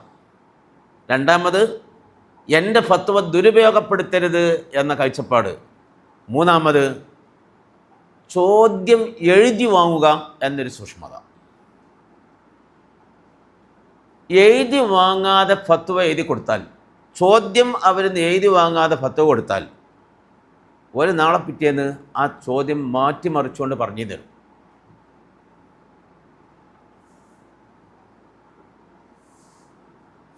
അപ്പോൾ ത്വലാഖിൻ്റെ വിഷയങ്ങൾ, വഖഫിൻ്റെ കാര്യങ്ങൾ, ഇത്തരം വിഷയങ്ങളിലൊക്കെ പ്രത്യേകിച്ചും ശൈഖുന ചോദ്യം എഴുതി വാങ്ങും. ഫറായിദിൻ്റെ വിഷയങ്ങളും അങ്ങനെ തന്നെ ചോദ്യം എഴുതി വാങ്ങും. സാറേ ഒരാൾ മരിച്ചു, ഇന്നിന് അവകാശികളുണ്ട്, അപ്പോൾ ഇന്നൽക്കൊക്കെ അത്രേ, ഇങ്ങനെയൊക്കെയാണ് ഓഹരി, അത് ഉസ്താദിന് എഴുതി തന്നാളി എന്ന് പറഞ്ഞ് എഴുതിയും കൊടുത്തു നിൽക്കുക. ചെറുശ്ശേരിസ്ഥാൻ്റെ ഫത്വ ഇന്ന ആൾക്ക് മുതലുണ്ട് എന്നുള്ളതാണ്. മറ്റേ മൊയ്യാര ഫത്വ ആ ആൾക്ക് മുതലില്ല, മാജൂബാണെന്നുള്ളതാണ്. ആ ഹാജിബിനെ ഇവിടെ പറഞ്ഞിട്ടുണ്ടാവില്ല ഈ ചോദ്യത്തിൽ. അപ്പോൾ ഒരു ചോദ്യം കണ്ട് എഴുതി തന്നെങ്കിലേ ജവാബും എഴുതി തരുള്ളൂ എന്ന് കണിശമായ നിലപാട് ബഹുമാനപ്പെട്ടവരും സ്വീകരിച്ചു. ഫറൂഖ് കേട്ടണോ? ഫറൂഖ് പേട്ട വലിയ ജുമയത്തള്ളിയാണ്, ശൈഖുനയാണ് അവിടുത്തെ ഖാദി. അവിടെ ജമാഅത്തെ ഇസ്ലാമിൻ്റെ കുടുംബം അവിടെ ദാറുൽ വന്നതിന് ശേഷം ജമാഅത്തെ ഇസ്ലാമിൻ്റെ കുടുംബമാണ്. തന്ത മരണപ്പെട്ടു, പെൺമക്കളേ ഉള്ളൂ, ആൺമക്കളില്ല. ഇയാൾ പെരും കോടീശ്വരനാണ്. ഫറൂഖ് പേട്ട ടൗണിൽ മെയിൻ റോഡിൻ്റെ വക്കിനൊക്കെ വലിയ ഷോപ്പിംഗ് കോംപ്ലക്സുകളും പീടികകളും അങ്ങനെ വലിയ വാടക കിട്ടാനുള്ള മലയാളി. പെൺമക്കളായ സുലുസാനിയെ പോവുള്ളൂ, ബാക്കി സുലുസ് അവിടെ ഉണ്ടാവും. അത് പിന്നെ സഹോദരന്മാരെന്നോ സഹോദരന്മാരുടെ ആമക്കളെന്നോ പല വെക്കുമൊക്കെ നീങ്ങണം. അങ്ങനെ ഈ വിഷയത്തിൽ വലിയ പ്രശ്നങ്ങളുണ്ടായി. അങ്ങനെ ജമാഅത്തെ കുടുംബമാണ്, ജമാഅത്തെ ഇസ്ലാമിൻ്റെ ആ ലെവലിലാണ് അവർ പൂർവികമായിട്ട് വരുന്നതിന്. അപ്പോൾ അവരെ ചില മൗലവിമാരോടൊക്കെ പോയി ചോദിച്ചു. ഒരു മൗലവി ഒന്ന് പറയും, വേറെ മൗലവി വേറൊന്ന് പറയും. സിദ്ദീഖ് ഹസൻ്റെ അടുത്ത് പോയി നിൽക്കുക എന്ന് പറയും, ഷെയ്ഖ് മുഹമ്മദ് കാരക്കുന്നിൻ്റെ അടുത്ത് പോയി നിൽക്കുക വേറൊന്ന് പറയും. വല്ല ചോദ്യത്തിനനുസരിച്ചുള്ള മാറ്റം കൊണ്ടായിരിക്കാം ചിലപ്പോൾ. ഇനി ഒരാരെയും പറഞ്ഞാൽ തന്നെ അതിപ്പോൾ അങ്ങനെ ഇക്കൊള്ളുന്നില്ലല്ലോ എന്നയാൾക്കൊരു വസ്വാസം. അങ്ങനെ ആ കുടുംബം പള്ളി കമ്മിറ്റിയായിട്ട് ബന്ധപ്പെട്ടു. ഞങ്ങൾ ഇങ്ങനെ ഒരു വിഷയം ഓരക്കാൻ കഴിയാത്ത തർക്കത്തിലും കുഴപ്പത്തിലും കുടുംബം തന്നെ വലിയ കലഹത്തിലൊക്കെയാണ്. അതുകൊണ്ട് ഒരു പൂർണ്ണമായ ഫത്വ തരാൻ പറ്റുന്ന ഒരാളങ്ങൾ പറഞ്ഞു. ഞങ്ങളൊക്കെ സാധാരണ ഇയാതി കേസ് വന്നാൽ ചെറുശ്ശേരി ഉസ്താദിനെ സമീപിക്കലാണ്. മൂപ്പരോട് ചോദിച്ചാൽ മതിയല്ലോ, ഞങ്ങൾ മൂപ്പരടുത്തേക്ക് പോകാൻ വേണ്ടി ഒരു അവസരം ഉണ്ടാക്കി തരും. അതിൽ കമ്മിറ്റി നേതാവ് പറഞ്ഞു, പിന്നെ മൂപ്പരെ വാതിലെപ്പോഴും മഫ്തൂഹാണ്, പക്ഷെ ഒരു കാര്യമുണ്ട്, നിങ്ങളെ ചില മൗലവിമാരുടെ അടുത്തൊക്കെ പോയാണ്ട് കേട്ട ഫത്വൻ്റെ മാതിരി ചെറുശ്ശേരിസ്ഥാനിയും ഫത്വനെ നിങ്ങൾ കേട്ടുകയാണെങ്കിൽ തൽക്കാലം നിങ്ങളെ കൊണ്ടുപോകാൻ ഞങ്ങളില്ല. ഇതിന് അന്തിമ വാക്കായിട്ട് അംഗീകരിക്കാൻ നിങ്ങൾ തയ്യാറുണ്ടെങ്കിൽ ഓക്കെ, അല്ലെങ്കിൽ ആ ഓക്കെ. കാരണം ഒരു മൗലവിൻ്റെ അടുത്ത് പോവും, ചിലർക്ക് ഇഷ്ടപ്പെടില്ല, ഇപ്പോൾ വേറെ മൗലവിൻ്റെ അടുത്ത് പോവും. ഇനിയിപ്പോൾ ഈ മൗലിയുടെ അടുത്ത് പോയാലും അത് ശരിയായിക്കൊള്ളുന്നില്ല, അത് നിങ്ങൾ തള്ളിക്കാണ്ട് ഇനി വേറെ ഏതെങ്കിലും മൗലവിമാരെ തേടാൻ പോവുകയാണെങ്കിൽ തൽക്കാലം ചെറുശ്ശേരിസ്ഥാൻ്റെ അടുത്ത് കൊണ്ടാകാൻ ആവൂല. ഇത് അന്തിമ വാക്കായി പിടിച്ച് അംഗീകരിച്ച് അമൽ ചെയ്യാൻ നിങ്ങൾ തയ്യാറുണ്ടെങ്കിൽ കൊണ്ടുപോകണം. അത് ഞാൻ എല്ലാവരോടും ചോദിച്ചാട്ടെ ആയിരുന്നു ഇയാൾ. അയാൾ കാരണവരാണ്, കുടുംബത്തിൻ്റെ കാരണമാണ്. അപ്പോൾ ആണും പെണ്ണൊക്കെ ഇതിലുണ്ട് വാരിസീങ്ങളെ കൂട്ടത്തിൽ. അപ്പോൾ ഓര് പറഞ്ഞു, അതെ നമ്മളെ സംശയങ്ങളൊക്കെ തീരണം, സംശയങ്ങളൊക്കെ തീർന്നാൽ പിന്നെ അതുകൊണ്ട് നമുക്ക് അമൽ ചെയ്യാം എന്നായി. അപ്പോൾ ആ കാരണമല്ലോ ഒന്നാണ് കമ്മിറ്റി കമ്മിറ്റിനോട് പറഞ്ഞു, അതെ ഞങ്ങളെ സംശയങ്ങളൊക്കെ തീർത്തെന്നാലും ഓക്കെയാണ്. ചെറുശ്ശേരിസ്ഥാനോട് സംശയം ചോദിക്കാൻ ചൂടായി, നിങ്ങൾക്ക് എന്തും ചോദിക്കാം. അങ്ങനെ മഹല്ല് കമ്മിറ്റി, ഫറൂഖ് പേട്ടയിലെ മഹല്ല് കമ്മിറ്റി ഷെയ്ഖുനായിട്ട് ബന്ധപ്പെട്ടു.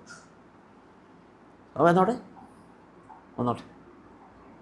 അന്നൊക്കെ കോളിസി വണ്ടികളൊക്കെയാണ്, 1995-96 കാലങ്ങളിലൊക്കെയാണ്. അന്ന് ഈ പുതിയ ഇത്തരം വാഹനങ്ങളൊന്നുമില്ല. അന്ന് കുറേ ആൾക്കാരൊക്കെ കൊള്ളുന്ന വണ്ടി കോളിസിയൊക്കെ അല്ലേ, ആ ജാതി സാധനങ്ങൾ. ഒരു 3-4 വണ്ടിയിൽ നിറയെ ആണും പെണ്ണും ഒക്കെ പടയിട്ട് വന്നു. ഷെയ്ഖുനാൻ്റെ റൂമിൽ കസാലൊക്കെ കുട്ടികളെ കൊണ്ട് ഇടിപ്പിച്ചു, എല്ലാവരും ഇരുന്നു. എന്താ സംശയം? ഒരു കാര്യം വെച്ചാണ് പറഞ്ഞു, ഇന്നിന്ന ആളുകൾ എന്ന് പറഞ്ഞു. ഞാനിപ്പോൾ അവിടെ ഇല്ല, പിന്നെ കുട്ടികളിൽ നിന്ന് ചിലതൊന്നും പറഞ്ഞാണ്. അപ്പോൾ എന്തൊക്കെയാണ് ചോദിച്ചിരുന്നത് നിനക്കറിയാം. നമുക്കന്ന് ക്ലാസ്സുണ്ട്, ക്ലാസ്സിലായിരുന്നു അപ്പോൾ ഞാൻ. പിന്നെ ഞങ്ങൾക്കിങ്ങ് തോന്നി അവിടെ പോയി കേൾക്കേനി മൂപ്പരാ ചർച്ച എങ്ങനെയായിരുന്നു എന്നുള്ളത്. അപ്പോൾ ഇനി വേറെ ആരെയും വാരിസ്യങ്ങളുണ്ടോ? ഇല്ല, ബലനുള്ളൂ. ശേഖുന ആകെ എത്ര വരി വെക്കണം, ഇന്നാക്കിത്രേ ഇന്നാക്കിത്രേ മറ്റേ ആക്കിത്രേ എന്ന രൂപത്തിൽ. ഇനി ഓരോ സംശയങ്ങളുണ്ട് ചോദിച്ചോളിയാം. അപ്പോൾ ഇബ്നുൽ അഖിനുണ്ട് എന്ന് പുസ്തകം പറഞ്ഞു. അതിന് മലയാളം ബിന്തുൽ അഖിനുണ്ട് എന്നാണല്ലോ എന്നെ മൗലവി പറഞ്ഞത്. ഈ പെൺമക്കളാണ് ഇവിടെ വാരിസ്യങ്ങൾ. സുലുസാനിയാണ് പോവുക. അത് കോടികളുടെ കേസാണ്. ഒരു 75 കോടിയാണെങ്കിൽ 50 കോടിയാണ് പോയി, ബാക്കി 25 കോടി പിന്നെ ഈ മരണപ്പെട്ട ആളുടെ മാതാപിതാക്കളെന്നോ മരിച്ചു വരും. ഭാര്യയ്ക്ക് രട്ടിലെന്നാൽ പിന്നെ പോകാനുള്ളത്. പിന്നെ സഹോദര സഹോദരിമാരുണ്ടെങ്കിൽ അവരിലേക്കാണ്. സഹോദര സഹോദരിമാരില്ല, സഹോദര സഹോദരിമാരുടെ ആൺമക്കളും പെൺമക്കളുമാണ്. ആൺമക്കളും പെൺമക്കളുമാണ്. അതന്നെ ഇയാൾ മരിച്ചതിന് ശേഷം മരിച്ചതുകൊണ്ട്, ഇയാൾ മരിക്കണേന് മരിച്ചതുകൊണ്ട് ഈ സഹോദര സഹോദരിമാരുടെ ആൺമക്കൾ പെൺമക്കൾ അവരിൽ നിന്ന് ഇയാൾ മരിച്ചതിന് ശേഷം മരിച്ചവരുണ്ട്, ഈ കോടീശ്വരൻ്റെ മരിച്ചതിന് ശേഷം മരിച്ചവരുണ്ട്, മരിക്കണതിന് മുമ്പ് മരിച്ചവരുണ്ട്. മരിച്ചതിൻ്റെ ശേഷം മരിച്ചവർക്ക് കിട്ടുമല്ലോ. പക്ഷേ സഹോദര സഹോദരിമാർക്ക് കിട്ടുന്നല്ലാതെ സഹോദര സഹോദരിമാരുടെ ആൺമക്കൾക്കും പെൺമക്കൾക്കും കിട്ടുമോ? സഹോദരിമാരുടെ മക്കൾക്കേ കിട്ടൂല, സഹോദരന്മാരുടെ ആൺമക്കൾക്കേ കിട്ടുള്ളൂ, പെൺമക്കൾക്ക് കിട്ടൂല. അപ്പോഴയാൾ നീച്ചാണ് പറഞ്ഞത് സഹോദരൻ്റെ പെൺമക്കൾക്ക് കിട്ടൂല എന്ന പുസ്തകം പറഞ്ഞത് പെൺമക്കൾക്കും കിട്ടുന്നൊരു മൗലവി പറഞ്ഞിട്ടുണ്ടല്ലോ. അപ്പോൾ ശൈഖുന തീർത്തു കൊടുത്തു. ഇങ്ങനെ അബ്നാ ഉൽ അഖിനെ ഇഖ്വത്തിനേ ഉള്ളൂ, ബനാത്തുൽ ഇഖ്വത്തിന് വറാസത്ത് ഇല്ല. പിന്നെ വേറെ ഇബ്നുൽ ഉഖ്തിന് കിട്ടണ്ടേ, ഇബ്നുൽ അഖിന് കിട്ടണമെങ്കിൽ പിന്നെ ഇബ്നുൽ ഉഖ്തിനും കിട്ടണ്ടേ എന്നൊക്കെയുള്ള ചർച്ചകളൊക്കെ. അതിനൊക്കെ കിതാബിൻ്റെ ഇബാറത്തുകൾ വെച്ചിട്ട് മുപ്പര് കാര്യങ്ങളൊക്കെ ഇങ്ങനെ പറഞ്ഞു. ഞാൻ ആർക്കും വല്ല സംശയമുണ്ടോ? ഇതിൽ പെണ്ണുങ്ങളൊക്കെ ചോദിച്ചിട്ടുണ്ട്, പെണ്ണുങ്ങളൊക്കെ വേക്കുന്ന പെണ്ണുങ്ങളൊക്കെ ചോദിക്കും, സംശയങ്ങളൊന്നുമില്ല. ഒക്കെ കഴിഞ്ഞ ശേഷം അതിൻ്റെ കാരണം ഉസ്താദേ ഇതൊന്നും കൂടെ എഴുതി തന്ന ആളിയാണ് ശേഖന് ചിരിച്ചുകൊണ്ട് ഇതേ ഞങ്ങൾ ചോദിച്ചത് തൊള്ളോണ്ട്, എൻ്റെ മറുപടിയും തൊള്ളോണ്ട്. ഇനി മറുപടി എഴുതി തരണോ? ചോദ്യം കൊണ്ട് എഴുതി തരണം, എന്നാലേ മറുപടി എഴുതുള്ളൂ. ചോദ്യം നാടൻ തൊള്ള, മറുപടി എന്നോടുള്ള എഴുത്തും നടക്കില്ല. ചോദ്യം നാടൻ തൊള്ളോണ്ടും മറുപടി പേനോടുള്ള എഴുത്തും അത് നടക്കൂല. ചോദ്യം തൊള്ളോണ്ടാണെങ്കിലും മറുപടിയും തൊള്ളോണ്ട്. ചോദ്യം നിങ്ങൾ എഴുതി തരാണെങ്കിൽ മറുപടി എഴുതി തന്നോളാം. പിന്നെ കടലാസൊക്കെ വേണ്ട സാർ, കടലാസിന് എന്താ ബേജാറാണ്? കാർബതേത് ഇവിടെ കടലാസില്ലാതാരാ കടലാസ് എത്രമാണ് ചോദിച്ചു. അല്ല ഇതേ താളുടെ കടലാസ് ഇട്ടണോ? അപ്പോൾ തന്നെ കുട്ടിയുടെ ഓഫീസൊക്കെ വിട്ടിട്ട് A4 കൊണ്ടുവന്ന് അഭ്യസ്ത വിദ്യയുടെ കയ്യിലുണ്ട്, മനുഷ്യന്മാരും ഉദ്യോഗസ്ഥന്മാരൊക്കെ ഉണ്ട്. ഒരു ഉഷാറായിട്ട് എഴുതി, ഉഷാറായിട്ട് വായിച്ചതിന് ശേഷം ഇങ്ങനെയാണ് അവകാശം എന്ന് ചെറുശ്ശേരി ജയന്തി മുസ്ലിയാർ ഒപ്പ് കൊടുത്തു. നാട്ടുപോയിട്ട് ഓരിച്ചു, ആ പ്രശ്നേ തീർന്നു. ഇതൊക്കെ പഞ്ചം മൂല്യന്മാർ പുതിയ പരിഷ്കരിച്ച രൂപം എന്നും പറഞ്ഞാണ്ട് പുതിയ ലൈനിൽ പോയവരാ. തളപ്പറ്റാൽ മുരട്ട് എന്ന് പറഞ്ഞതുപോലെ കാര്യം കൊണ്ടെടുക്കുമ്പോൾ ആരെന്നെ വേണം? പഴയ അലിമീങ്ങൾ തന്നെ വേണം. മറ്റേ അരക്കിത്തേറ്റി സ്ഥിരിട്ട വർത്താനം ഇങ്ങനെ പൊടിപ്പും നിങ്ങളും വെച്ച് സ്റ്റേജിൽ മൈക്കിന് മുന്നിൽ പറയാനോ ഒരു സാറ.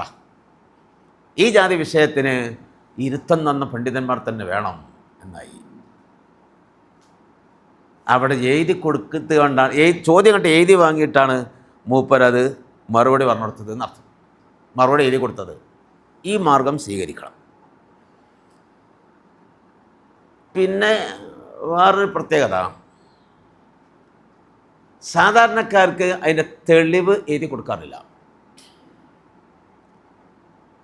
അതിൻ്റെ ഇബാറത്തുകളോ ആയത്തുകളോ ഹദീസുകളോ എഴുതി കൊടുക്കണ്ട എന്നുള്ളതാണ് ശൈഖുനാൻ്റെ നിലപാട്.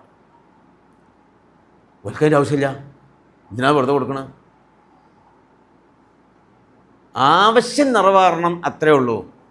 നേരെ മറിച്ച് വിവരമുള്ള പണ്ഡിതന്മാരൊക്കെ വന്ന് ചോദിച്ച് എന്നിട്ട് അവർക്ക് തെളിവ് വേണം എന്നാവശ്യപ്പെട്ടെങ്കിൽ മാത്രമേ ഇന്ന ആയത്ത്, ഇന്ന ഹദീസ്, ഇന്ന തെഹ്ഫൻ്റെ ഇബാറത്ത്, ഇന്ന നവയിമാമിൻ്റെ ഇബാറത്ത് എന്ന രൂപത്തിൽ മൂപ്പര് ഇബാറത്ത് തെളിവായിട്ട് കൊടുക്കുള്ളൂ, അല്ലെങ്കിൽ കൊടുക്കാറില്ല. കൊടുക്കണ്ട എന്നാണ് മൂപ്പര് നിലപാട്. അതും ചിലപ്പോൾ ദുരുപയോഗപ്പെടുത്താനുള്ള സാധ്യതകൾ ഉണ്ടാകും എന്നുള്ളതാണ് മനസ്സിലാക്കുന്നത്. മറ്റൊന്ന്, ഏത് ചോദ്യം വന്നാലും അതിന് ഒരു ദഖീഖായ മറുപടി പടച്ചതമ്പുരാൻ മഹാനവറുകൾക്ക് തോന്നിപ്പിച്ചു കൊടുക്കുക എന്നുള്ളത് മൂപ്പർക്ക് കിട്ടിയ വലിയൊരു തൗഫീഖാണ്. എത്രയോ വലിയ വലിയ പണ്ഡിതന്മാർക്ക് പിഴവ് വരാറുണ്ട്. അപ്പം ഫത്വ മാറ്റി പറയേണ്ടതായി വരും. മനുഷ്യനല്ലേ, ഖത്തോ നിസ്യാനൊക്കെ വരുമല്ലോ. ബഹുമാനപ്പെട്ട സൈനുൽ ഉലമയുടെ ചരിത്രത്തിൽ കൊടുത്തൊരു ഫത്വ മാറ്റി കൊടുക്കേണ്ടി വന്നിട്ടില്ല. ഏറ്റവും വലിയൊരു ഖുസൂസിയത്താണ്. കൊടുത്തൊരു ഫത്വ പിഴവ് കാരണത്താൽ മാറ്റി പറയേണ്ടി വന്നിട്ടില്ല. നമ്മളെ മുസ്തഫ ഫൈദ് ഉസ്താദ് ഉണ്ടല്ലോ, വ്യാഴ്ച അവിടെ ഒരിക്കൽ മൂപ്പരും കുറച്ച് ആൾക്കാരും കൂടി ഇങ്ങനെ ശൈഖുനാൻ്റെ റൂമിൻ്റെ മുന്നിൽ ഇങ്ങനെ ഞാൻ മൂപ്പരെത്തുന്നാണ്. അസ്സലാമു അലൈക്കും. വലൈക്കും അസ്സലാം. എന്ത് ഉസ്താദേ? ഞാനൊരു ത്വലാഖ് വിഷയമായിട്ട് വന്നതാണ്. മുസ്തഫൈസി ശരിക്ക് കിതാബ് വരുന്ന ഒമ്പനാണ്. എല്ലാ മേഖലയിലും നല്ല കഴിവുള്ള ആളാണ് ആര്? മുസ്തഫൈസി. മുസ്തഫൈസിനെ പറ്റി വേറെ സംഭവമുണ്ട്. മുസ്തഫൈസി തന്നെ തിരിഞ്ഞ ആളാന്നുള്ളത് ഷെയ്ഖുൻ തന്നെ മനസ്സിലാക്കിയിട്ടുണ്ട്. പക്ഷെ മൂപ്പര് പട്ടിക്കാട് ജാമ്യയിൽ നിന്ന് നല്ല റാങ്കോട് കൂടെ പാസ്സായി വന്ന ആളാണ്. അന്നൊക്കെ നല്ല മണിമണിയായിട്ടുള്ള സംസാരങ്ങളും നല്ല ഉഷാറായിട്ട് കാര്യം കൈകാര്യം ചെയ്തിരുന്ന ആളാണ്. അന്നൊക്കെ ഒരു ഹഷ്ബ് സായുധ മൂപ്പരെ വർത്തമാനത്തിൽ ഉണ്ടാകുകയില്ല. പ്രസംഗമാണെങ്കിലും വേറെ ഏതാണെങ്കിലും ഇവരെ എഴുത്തൊക്കെ വളരെ ദക്കീക്കായ എഴുത്തുകളായിരുന്നു, മണിമണിയായിട്ടുള്ള എഴുത്തുകളാണ്. അപ്പോൾ കൊണ്ടോട്ടിക്കടുത്തുണ്ട് തുറക്കൽ എന്ന സ്ഥലം. മുസ്തഫൈസി ഇറങ്ങിയ കൊല്ലയിൽ വിറ്റേ കൊല്ലറ്റുണ്ട് തുറക്കൽ. ഇതൊക്കെ 1960-കളിലോ 70-കളിലൊക്കെ ആയിരിക്കും. ഷെയ്ഖുനെ നമ്മളോട് പറഞ്ഞാണ് ഇതൊക്കെ അധികം യാത്രയിൽ ഇങ്ങനെ പറയല.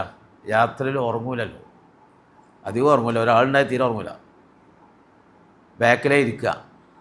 അള്ളാൻ്റെ അനുഗ്രഹത്താൽ ഒരുപാട് യാത്രയിൽ ഒന്നിച്ച് പോകാനുള്ള അവസരം കിട്ടിയിട്ടുണ്ട്. അള്ളാഹു ബഹുമാനപ്പെട്ടവരുടെ ദർജ ഉയർത്തി കൊടുക്കട്ടെ. ബാക്കിലാണ് മൂപ്പര് ഇരിക്കുക, കാറിൻ്റെ നമ്മൾ മുന്നിലായിരിക്കും. അപ്പോൾ മൂപ്പര് തുടങ്ങും എന്തെങ്കിലും മസാല. അപ്പോൾ നമ്മൾ ഉറങ്ങുന്നുണ്ടാവും ചിലപ്പോൾ. പെട്ടെന്ന് എന്താ സ്ഥലം ചോദിച്ചാണ് പിന്നെ നമ്മൾ ചോദിക്കും. അങ്ങനെ ഓരോന്ന് പറയാറുണ്ട്, ഓരോ മസാലകൾ പറയും. പണ്ട് കണ്ണിത്തുസ്താദിൻ്റെ ഓരോ മസാലകളും ഒക്കെ ഒരുപാട് മശായിഖന്മാരായിട്ട് ബന്ധപ്പെട്ട പല സംഭവങ്ങളും മൂപ്പരെടുത്തുണ്ടാവും. ഒരു പ്രസംഗത്തിലും അതൊക്കെ പലപ്പോഴും പറയും. അപ്പോൾ തുറക്കൽ ഖത്തീബ് പിന്നെ റമദാനോട് കൂടെ അവിടെ ഖുത്ബക്കും അവിടെ മുദരിസായിട്ട് ഒരാളെ വേണം. അപ്പോൾ ആ കമ്മിറ്റി എന്നാണ് പറഞ്ഞു, പുതിയ ചിന്താഗതിക്കാർ മുജാഹിദീങ്ങളൊക്കെ കുറച്ചിങ്ങനെ തലപൊക്കി വരുന്നുണ്ട്, ഓർക്കൊക്കെ അടക്കം കെട്ടാൻ പറ്റുന്ന നല്ലൊരു യുവ പ്രാസംഗികനായിക്കോട്ടെ, അങ്ങനത്തെ ഒരാളെ എന്ന് പറഞ്ഞു തരികയാണ്. ഷെയ്ഖുന പറഞ്ഞു, തിരൂര് പയ്യനങ്ങാടിയിൽ മുസ്തഫ ഫൈസി പറഞ്ഞപ്പോൾ 2 കൊല്ലോ കഴിഞ്ഞാലേറ്റ ഇറങ്ങിയ ഒരു ചെറുപ്പക്കാരുണ്ട്. കാണാനും കാര്യമായിട്ടൊന്നും ഉണ്ടാവില്ല, എന്നൊക്കെ താടി മീസും കാര്യമായിട്ടില്ലേ, ഇങ്ങനെ ഇവിടെ 2-3-4 രോമങ്ങളൊക്കെ ഉള്ളൂ. പിന്നെയാണ് താടിയൊക്കെ കാര്യമായിട്ട് വന്നത്. മൂപ്പര് വിളിച്ചോളി എന്ന് പറഞ്ഞു. ആയിക്കോട്ടെ. അന്നൊക്കെ ജീപ്പാ, അന്നൊന്നും കാറുകളില്ലല്ലോ. ഇവർ ജീപ്പ് എടുത്തിട്ട് തിരൂർക്ക് പോയി. അപ്പോൾ മൂപ്പരെ വീട് എത്തുന്നതിന് മുമ്പായിട്ട് അവിടെ ചെറിയൊരു കട ഉണ്ട്, ചെറിയ പിന്നെ സാധനങ്ങളൊക്കെ കിട്ടണ ഒരു കട. ആ കടൻ്റെ മുന്നിൽ തൊപ്പിട്ടൊരു മുജാരുട്ടിയുണ്ട്. അസ്സലാമു അലൈക്കും. വലൈക്കും സ്ലാം. മുസ്തഫൈസി പറഞ്ഞ ആളെ വീട് ഏതാ? എന്താ ആ 5-ാമത്തെ വീടാണ്. അപ്പോൾ ഇവരാണ് ചെന്നു വീടിൻ്റെ അടുത്ത്. അപ്പോഴത്തേന് ഈ മോജാരുട്ടി ഇവിടുന്ന് കടയിൽ നിന്ന് മുളകോ അല്ലെങ്കിൽ തീപ്പെട്ടി ഒന്നോ വാങ്ങാനുള്ളത് അത് വാങ്ങിയാണ്ട് അവിടെ എത്തി. വാങ്ങിക്കാണ്ട് അവിടെ എത്തി നോക്കുമ്പോൾ അവിടെ എത്തിയിരുന്നു. അപ്പോൾ മോജാരുട്ടി, ഇതല്ലേ മുസ്തഫൈസിൻ്റെ വീട്? ആ അതാണ്. മുസ്തഫൈസി ആരാ? അത് ഞാൻ തന്നെയാണ്. അതിലൊക്കെ അവിടെ മൂത്രം കുടിച്ച പശുവിൻ്റെ മാതിരി ഇതാപ്പത്. ഇതിനെ ഇപ്പോൾ ഉസ്താദ് ഇപ്പം നമ്മളെ മാലിൽ മുദരിസും ഖത്തീബായിട്ട് പറഞ്ഞു തന്നത്, ഇത് കാലിന് മടമ്പ് മാറാത്ത ചെറിയൊരു ഒരു പൈതൽ ഇതിനൊക്കെ ആയിട്ടാണ് പോയിട്ടുണ്ടെങ്കിൽ മറ്റുള്ള കുട്ടികളെ കൂടെ കൊത്തക്കല്ലിട്ടൂടെ. നാട്ടിൽ വേറെ ബന്ധപ്പെട്ട കുട്ടികൾ, ആ കുട്ടികളുടെ കൂട്ടത്തിൽ ഒക്കെ കളിച്ചാൻ പറ്റിയ കുട്ടി എന്നല്ലാതെ ഇതൊക്കെ ഒരു നമ്മളെ മാലിന് ഇത്ര മോശമായി കണ്ടോ ചെറുശ്ശേരി ഉസ്താദ് എന്നൊക്കെ. ഈ കുട്ടീനായിട്ട് വർത്താനൊക്കെ പറഞ്ഞ് ഞങ്ങൾ ഇനി വിഷയത്തിൽ വന്നതാണ്, നമ്മളിപ്പോൾ കണ്ടല്ലോ, അവിടെ വിവരം അറിയിക്കട്ടോ പറഞ്ഞാണ്ട് ഒന്നും പറയാതെ പോകുന്നു. പോരുന്ന സമയത്ത് ഒരു ജീപ്പിന്ന് ചർച്ചതാ, മോചാൻ നമ്മളെ പറ്റ കുറച്ചല്ലോ, നമ്മൾ മഹൽ ഇത്ര മോശപ്പെട്ട മഹല്ല, ഇഞ്ചത് ചെറിയൊരു കയ്പരലിനെ നമുക്ക് പറഞ്ഞു തന്നത്. ഓരോ തുറക്കൊക്കെ പോണതിന് മുമ്പ് ജീപ്പായിട്ട് കൊടുക്ക് മൂപ്പര വീട്ടിക്ക്. അതൊക്കെ ധാരണതേ വരുന്നതിന് മുമ്പാ. മുസ്തഫൈസി ഇറങ്ങിയ കൊല്ലെന്ന് അറിയില്ലേ, മൂപ്പര വീട്ടിൽ മൂപ്പരുണ്ട്. അസ്സലാമു അലൈക്കും. വലൈക്കും സ്ലാം. ഇതൊക്കെ ഉസ്താദേ നിങ്ങളിപ്പോൾ ഞങ്ങളെ പറ്റി വിചാരിച്ച് ഞങ്ങൾക്ക് ഒരു നിലയും പേരില്ലേ, ഒരു 100-400 വീടുള്ള വലിയൊരു മഹലല്ലേ, അവിടേക്ക് ചെറിയ ഈ പൈതലിനൊക്കെ കൊണ്ടുപോയിട്ടുണ്ടെങ്കിൽ എന്താകാനാ? ഇവരെ മറുപടി ഷെയ്ഖുനാക്ക് ഇഷ്ടമില്ല. ഷെയ്ഖുനോട് ചൂടായില്ലേ. ഞാനൊരാളെ പറഞ്ഞെന്നുമ്പോൾ ഞാനത് ആലോചിച്ചാണ്ട് പറയാമെന്ന് നിങ്ങൾക്ക് അറിഞ്ഞൂടെ? നിങ്ങൾക്ക് എന്തിനാ ആള്? അല്ല, ഞങ്ങൾക്ക് കുത്തുബോധാനും പ്രസംഗിക്കാനും ദർശനം നടത്താനും. അതിനാണോ നിങ്ങൾക്ക് ആളാവശ്യമെങ്കിൽ ആ മുസ്തഫ പറഞ്ഞ മതി. അതല്ല തല്ലിടുന്ന സമയത്ത് സഹായിക്കാരും പിടിച്ചാനാണെങ്കിൽ എൻ്റെ ഔദങ്ങളുണ്ട് മേമാക്ക മൂപ്പരാണ് പറഞ്ഞത്.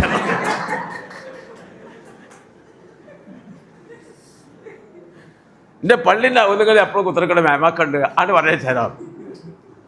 ഞാൻ കണ്ടോ മേമാക്കാനെ ഒരു പെരുമനുഷ്യനം. അതൊക്കെ ജോലിക്കൊന്നും പോകാൻ കഴിയില്ല. ഒരു പെരും തടി പറയാം. ഹൗദിൻ്റെ കൊണ്ടോട്ടി കതിയാരകം പള്ളിൻ്റെ ഹൗദിൻ്റെ അങ്ങേ പുറത്തുണ്ട് നല്ല വിശാലമായ ഒരു തിണ്ണ. അവിടെ അവിടെ നിൽക്കാൻ കഴിയുള്ളൂ. അപ്പോൾ മൂപ്പരെ വിട്ടുതരാം എന്ന് പറഞ്ഞാൽ രണ്ടാൾ തല്ല നിൽക്കുക. മൂപ്പരെ ഇടയിൽ നിന്നാൽ മതി. എന്നാൽ തന്നെ ഈ ആൾക്കാർ തലയും ഇങ്ങോട്ട് എത്തൂല. കാരണം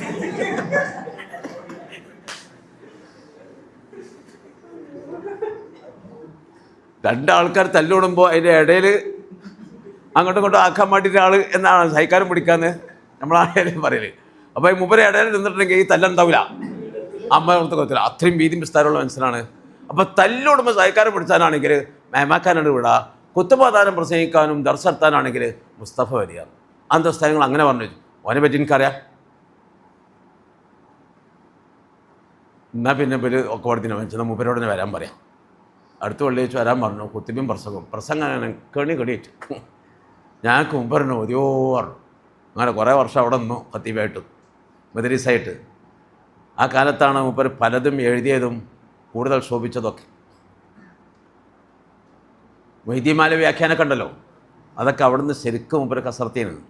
കാരണം മുജാഹിദീങ്ങൾക്കെതിരിൽ അതൊക്കെ ശരിക്കും മൂപ്പർ ഉപയോഗപ്പെടുത്തിയിട്ടുണ്ട്. മൂപ്പർ ഇവിടെ ഫത്വ വയ്ക്കാൻ വേണ്ടിയിട്ട് വന്നു. ഇവരോട് ഞാൻ പിന്നെ ചോദിച്ചു, എന്താ ഇപ്പോൾ തലാക്ക് കേസ്?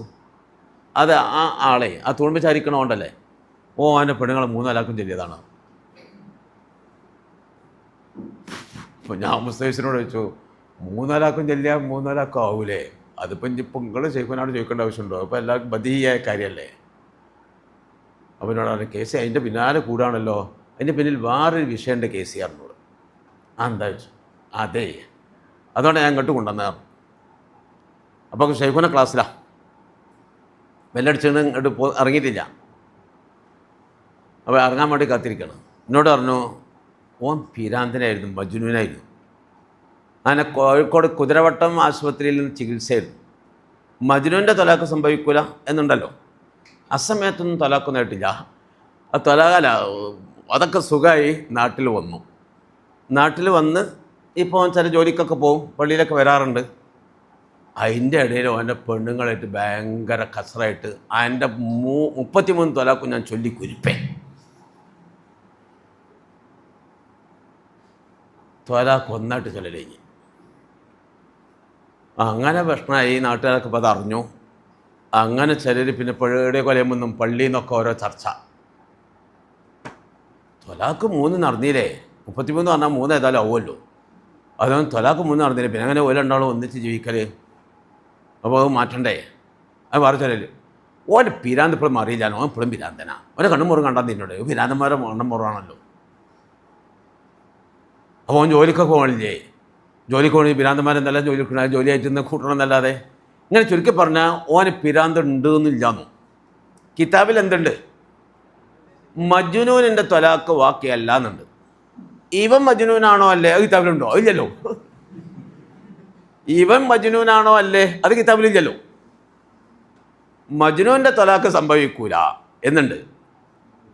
ഞാനിപ്പേ ഓൻ്റെ ഒരു ബന്ധുവും കൂടിയാണ്. ഞാൻ തൊലാക്ക് സംഭവിക്കൂല, ഓ മജ്നൂനാണല്ലോ എന്ന് പറഞ്ഞാൽ അടിലേ അവനാൻ്റെ കുടുംബക്കാരിൽപ്പെട്ട ഒരാളെന്നുണ്ടാകുമ്പോൾ തൊലാക്ക് സംഭവിക്കൂല. അപ്പോൾ ഞാൻ ഏകപക്ഷീയമായിട്ട് പക്ഷപാതം കാണിച്ചിട്ട് ഫത്വ കൊടുക്കുകയാണെന്നൊക്കെ പറയും. അതിവിടെ കുറ്റിക്കക്കാണ് കൊണ്ടു കൊടുത്താൽ പിന്നെ ഇവിടെ നിന്നാണ് പറഞ്ഞാൽ പിന്നെ അതാണ് മുബീനാവുമല്ലോ എന്ന ആൾക്ക് പോലെ 2 ടീമിനും വിളിച്ചിട്ട് ഇങ്ങോട്ട് കൊണ്ടതാണ്. ഞാൻ ഫത്വ കൊടുത്തിട്ടുണ്ടെങ്കിൽ നമ്മുടെ നാട്ടുകാരനാണ്, നമ്മുടെ അയൽവാസികളാണ്, അതിന് ബന്ധമുണ്ട്. അപ്പോൾ തൊലാക്കായിണ് എന്ന് പറഞ്ഞാലും തൊലാക്കായിട്ടില്ല എന്നിട്ടുണ്ടെങ്കിലും അത് ഇങ്ങനെ കിറുകിറാറിന് കൊടുക്കും. ഇവിടെ നിന്നാണ് പറഞ്ഞാൽ പിന്നെ അതിന് ഫൈനൽ തീരുമാനമാവുമല്ലോ എന്ന് ഇങ്ങോട്ട് കൊണ്ടതാണ്. ഇതിനെന്താ ശൈഖുന മറുപടി പറഞ്ഞത് എന്നൊന്ന് കേൾക്കണം എന്നുള്ളവർക്ക് ഞാനവിടെ കത്തു. ഞാൻ കിതാബ് വിട്ട് അടുത്ത ബിരിയാണിക്ക് പോവുക.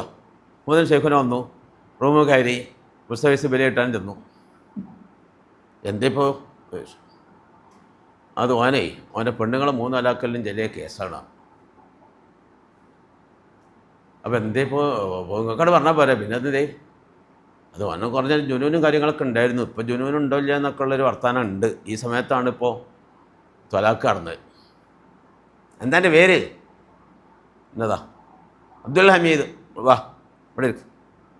എൻ്റെ പേരെന്താ? അബ്ദുൽ ഹമീദ്. എൻ്റെ പെണ്ണുങ്ങളെ പേരെന്താ? എനിക്ക് എത്ര മക്കളുണ്ട്? അന്നെന്താ ജോലി എന്താ? എൻ്റെ മക്കളെ കെട്ടിക്കണോ? പലവിധ ചോദ്യങ്ങളും. ചിലതൊക്കെ ഒന്ന് തട്ടുത്തരം പറയാം. അത് എന്നോട് ചോദിച്ചാൽ അത് മോളോട് ചോദിച്ചു നോക്കി. പലതും ചിലതിനൊക്കെ തട്ടുത്തരം പറയുന്നു. ആ ചോദ്യം എന്താ? ഇയാൾക്ക് ജുനൂനുണ്ടോ എന്ന് മനസ്സിലാക്കുകയാണ്. മറിച്ചും തിരിച്ച് ഓരോ ചോദ്യങ്ങൾ. എനിക്ക് എത്ര വയസ്സായി എന്നൊക്കെ ചോദിക്കുന്നുണ്ട്. അതിനൊക്കെ തട്ടുത്തരം പറയേണ്ടത് ചിലതിന്. അപ്പോൾ ശൈഖുനക്ക് തിരിഞ്ഞു. ശരിക്കും അന്തനാണെങ്കിൽ ഇങ്ങനെ പറയില്ലല്ലോ.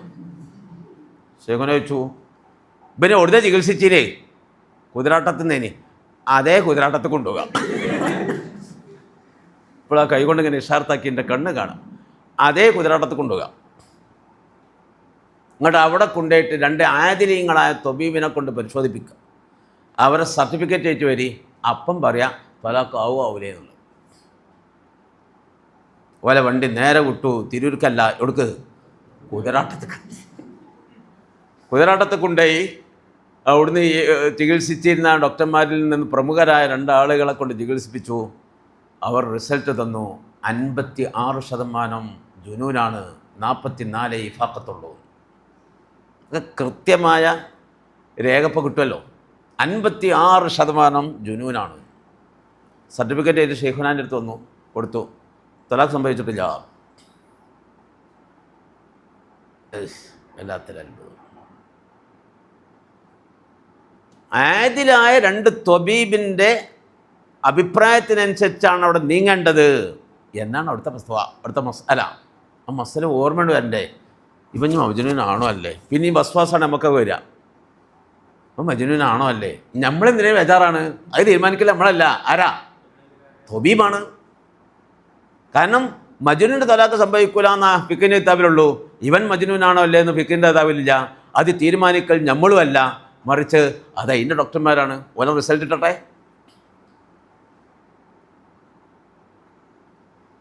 പണ്ട് ശംസുലൈമാനോട് കോടഞ്ചേരി പാത്തുമ്മാൻ്റെ ഭർത്താവ് ഓളോട് ഇന്ന വാക്ക് പറഞ്ഞാൽ ത്വലാഖ് സംഭവിക്കുമോ എന്ന് കോടതിയിൽ നിന്ന് ശംസുലൈമാനോട് ചോദിച്ചതായിട്ടുണ്ട് എന്ന് ശൈഖുനാക്ക് പറഞ്ഞു. ത്വലാഖ് ആയിരുന്നോ ആയിട്ടില്ല എന്തോ ശംസുലൈമ ഫത്വ കൊടുത്ത ആ ഫത്വക്കെതിരിൽ മറുകക്ഷി കോടതിയെ സമീപിച്ചു. കോടതിയും ചോദിച്ചു, കോടഞ്ചേരി പാത്തുമ്മാനെ, കോടഞ്ചേരി പറഞ്ഞാൽ കോഴിക്കോട് ജില്ലേൻ്റെ ഭാഗത്തുള്ള സ്ഥലം, കോടഞ്ചേരി പാത്തുമ്മാനെ ഓള ഭർത്താവ് ഇന്നാലിന്ന വാക്ക് പറഞ്ഞാൽ ത്വലാഖ് സംഭവിക്കുമോ?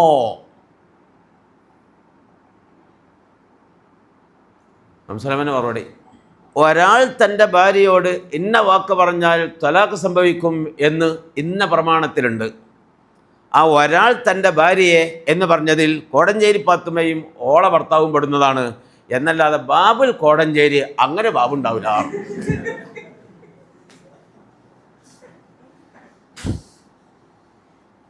ജഡ്ജി ചോദിച്ചതാ, കോടഞ്ചേരി പാത്തുമ്മാനെ ഓള ഭർത്താവ് ഇന്നാലിന്ന വാക്ക് പറഞ്ഞാൽ ത്വലാഖ് സംഭവിക്കുമോ എന്ന് കിതാബിലുണ്ടോന്നാ ചോദ്യം. അത് കിതാബിലുണ്ടാവും. ഒരാൾ തൻ്റെ ഭാര്യയോട് ഇന്നത് പറഞ്ഞാൽ ഇന്ന ത്വലാഖ് സംഭവിക്കും എന്ന് ഇന്ന പ്രമാണങ്ങളിലുണ്ട് എന്നല്ലാതെ ബാബുൽ കോടഞ്ചേരി അങ്ങനെ ഒരു ബാബു കിതാബിൽ ഉണ്ടാവില്ല. ഏത് ടീം വന്ന് ചോദിക്കുകയാണെങ്കിലും അപ്പോൾ അതിന് കൃത്യമായൊരു മറുപടി ശൈഖുനാൻ്റെ മനസ്സിൽ പഠിച്ചോന്ന് തോന്നി. വളവർ മുസ്തഫാൻ്റെ ത്വലാഖ് അന്നെ 3 ത്വലാഖും ചൊല്ലടി എന്നാണ് ഇവിടെ എഴുതി കൊണ്ടുവരണം. എഴുതി എൻ്റെ 3 ത്വലാഖും ചൊല്ലി. ഇങ്ങനെ തന്നെയല്ലേ എഴുതി പറഞ്ഞേ? ഇനി മാറൂലല്ലോ. ഇങ്ങനെ തന്നെ പറഞ്ഞു. ഇങ്ങനെ തന്നെ വേറൊരാളോട് ചോദിച്ചണോ? വേറൊരാളോട് ചോദിച്ചു. ഒരാൾക്ക് 3 ത്വലാഖ് സംഭവിക്കുന്ന പറഞ്ഞു. എന്നാൽ ആ പറഞ്ഞ മൗല്യന്മാരെയും എൻ്റെ മഹലിലുള്ള ഉത്തരവാദിത്തപ്പെട്ട കമ്മിറ്റിൻ്റെ ആൾക്കാരെയും ഓള മഹലിലെ ഉത്തരവാദിത്തപ്പെട്ട കമ്മിറ്റിൻ്റെ ആൾക്കാരെയും കൊണ്ട് കൊണ്ടുവരാം. അതൊരു ദക്കിക്കായ പോയിൻ്റാണ്. എന്തിനാ അങ്ങനെ പറഞ്ഞ്? ശകുനാക്ക് പത്ത് വാർത്താ പോരെ? നാട്ടിലും സമൂഹത്തിലും എൻ്റെ ഫത്വ കാരണത്താൽ ഒരു കുഴപ്പം വരരുത്. നാട്ടിലും സമൂഹത്തിലും എൻ്റെ ഫത്വ കാരണത്താൽ മഹലിലും കുഴപ്പമുണ്ടാകരുത് എന്ന് മൂപ്പർക്ക് നിർബന്ധമാകും. കാരണം രണ്ട് മഹലിൻ്റെയും കാരണം അവിടെ നിന്ന് കത്തിക്കളി കൊടുക്കണം. ഓളെ വരേക്ക് പോയിന് ഓളെ വരയിൽ പോയി താമസിക്കണം. പിന്നെ ഒരുപാട് മൊയ്യന്മാർ ആ മഹലിലുള്ള ഖത്തീബ് ഉസ്താദ് കുറച്ച് തിരിഞ്ഞ മൊയ്യാനാണ്. അയാളടക്കം 3 നിലക്കും സംഭവിച്ചു പറഞ്ഞു ചെയ്തു. അപ്പം ഈ പ്രശ്നം കത്തിക്കളാതിരിക്കാൻ ഓലക്കണ് വിളിച്ചാണ്ട് ചർച്ച ചെയ്താണ് പരിഹരിക്കല്ലേ വേണ്ടിയത് എന്ന നിലക്കാണ് ഓലോടൊക്കെ വരാൻ. ഓലൊക്കെ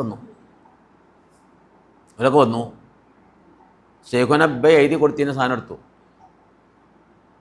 ഇപ്പം എന്നോട് ചോദിച്ചതാ, മൊയ്യാരെ നിങ്ങളോട് വെച്ചിനോ?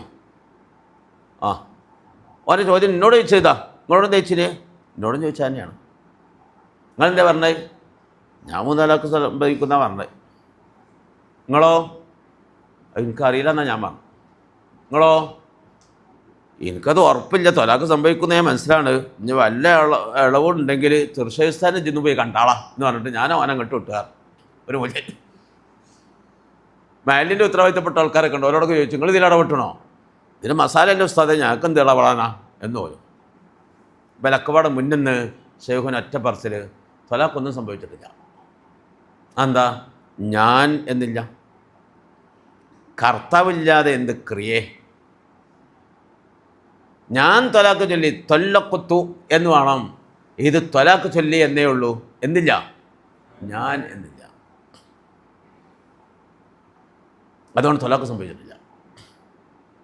അപ്പം തന്നെ ചില മൗലവിമാരൊക്കെ അന്തി തോലിക്കുന്നിടത്തോടെ ഞാൻ എന്ന് വെച്ചു. ഞാൻ എന്ന് വേണമെന്ന് നിർബന്ധമാണെങ്കിൽ അന്തി തോലിക്കുന്ന അമ്മ തൊലാക്ക് സംഭവിക്കൂലേ? അവിടെ ഞാൻ എന്ന്. എന്താ ഉസ്താദ് നിങ്ങളൊക്കെ ഇങ്ങനെ പറഞ്ഞത്? അന്ത്യത്തോലിക്കുന്നുള്ളത് ഇസ്മിയ ജുംലയാണ്, ഇത് ഫീലിയ ജുംലയാണ്. ഫീലിയ ജുംലയിൽ താമാകണമെങ്കിൽ ഫീലിൻ്റെ കൂടെ ഫൈൽ വരണം. ഇസ്മിയ ജുംലേൻ്റെ താമാകണമെങ്കിൽ മുബ്തൻ്റെ കൂടെ ഖബറ വേണ്ടത്, അവിടെ ഫൈലല്ല വേണ്ടി. അത് വേറെ ജുംല, ഇത് വേറെ ജുംലയാണ്. ഫീലിയ ജുംലയാണ് ഇവിടെ പറഞ്ഞത്, അപ്പോൾ അതിൽ ഫൈൽ വേണം. നേരെ മറിച്ച് നീ വിവാഹമോചിതയാണ്, നീ തോലിക്കാണ് എന്നാണോ പറഞ്ഞതെങ്കിൽ അവിടെ എന്ത് വേണ്ട? ഫൈൽ വേണ്ട. അതിൻ്റെ അടുത്ത് ഏപ്പിക്കാർ ഏറ്റുപിടിച്ചു. ഏത് വിചാരം തരംപാലില്ലാതെ പത്ത് കൊടുക്കുകയാണ് എന്നായി. ഭയങ്കര പ്രശ്നങ്ങളായി. സമസ്തയിൽ പിന്നെ ചർച്ച വന്നു. സമസ്തയിൽ ചർച്ച വന്നു. എവിടെയാണ് ഇബാറത്ത്? തെഫേലില്ല, മെഹല്ലിയിലില്ല, മുഗ്നിയിലില്ല, എവിടെയില്ല. ഫീലിയ ജുംലയിൽ ഫായിലില്ലാതെ പറഞ്ഞാൽ ത്വലാഖ് സംഭവിക്കില്ല എന്നില്ല. ഇബാറത്തില്ല. ഫായിലില്ലാതെ സംഭവം പറഞ്ഞാൽ അതൊരു താമായ ഒരു മുഫീദായ കലാമല്ല, അതുകൊണ്ട് ത്വലാഖ് സംഭവിക്കൂല എന്നൊരു ഇബാറത്ത് ഈ ഫിഖിൻ്റെ കിതാബിലൊന്നുമില്ല. അങ്ങനെ പ്രശ്നമായി. എന്തിനേറെ സ്വകാര്യം പറഞ്ഞാൽ നാട്ടികുസ്താനുള്ള സമയമാണ്. നാട്ടികുസ്താദിന് വരെ ചെറുശേസ്താദിന് പേച്ചോ എന്ന സംശയം വന്നേ. ഇത് എവിടെയെങ്കിലും ഇല്ലാതാക്കൂലെന്ന് ശൈഖുന ഒരിക്കൽ റൂം പൊട്ടി ഇറങ്ങണേ ഞാൻ കണ്ടു. ഉസ്താദ് കൊടുക്കാൻ വെച്ചു. താനൂരൊന്ന് വേണ്ട. താനൂർ ഇസ്ലാം ഉലൂമിലേക്ക് പോവുകയാണ്. എന്തിന്? റൗദ നോക്കാൻ. ദാറുൽ ഏതില്ല? അതാ റൗദ, നവയിമാമിൻ്റെ റൗദ. പല വലീബായ മസലകളും പറയുന്ന കിതാബാണ് റൗദ. താനൂർ ഇസ്ലാഹുൽ ഉലൂമിൽ പഴയ റൗദ ഉണ്ട്. ഇസ്ലാഹുൽ ഉലൂമിൻ്റെ കിതാബിൻ്റെ ലൈബ്രറിയുടെ നിയമം നക്കൽ ചെയ്യാൻ പാടില്ല എന്നാണ്. ഒരു കുറേശ്ശിയും ഇവിടുന്ന് ഉണ്ടാകാൻ പാടില്ല. ആവശ്യക്കാർ വന്നിട്ടുണ്ടെങ്കിൽ അവിടെ വന്ന് നോക്കുക.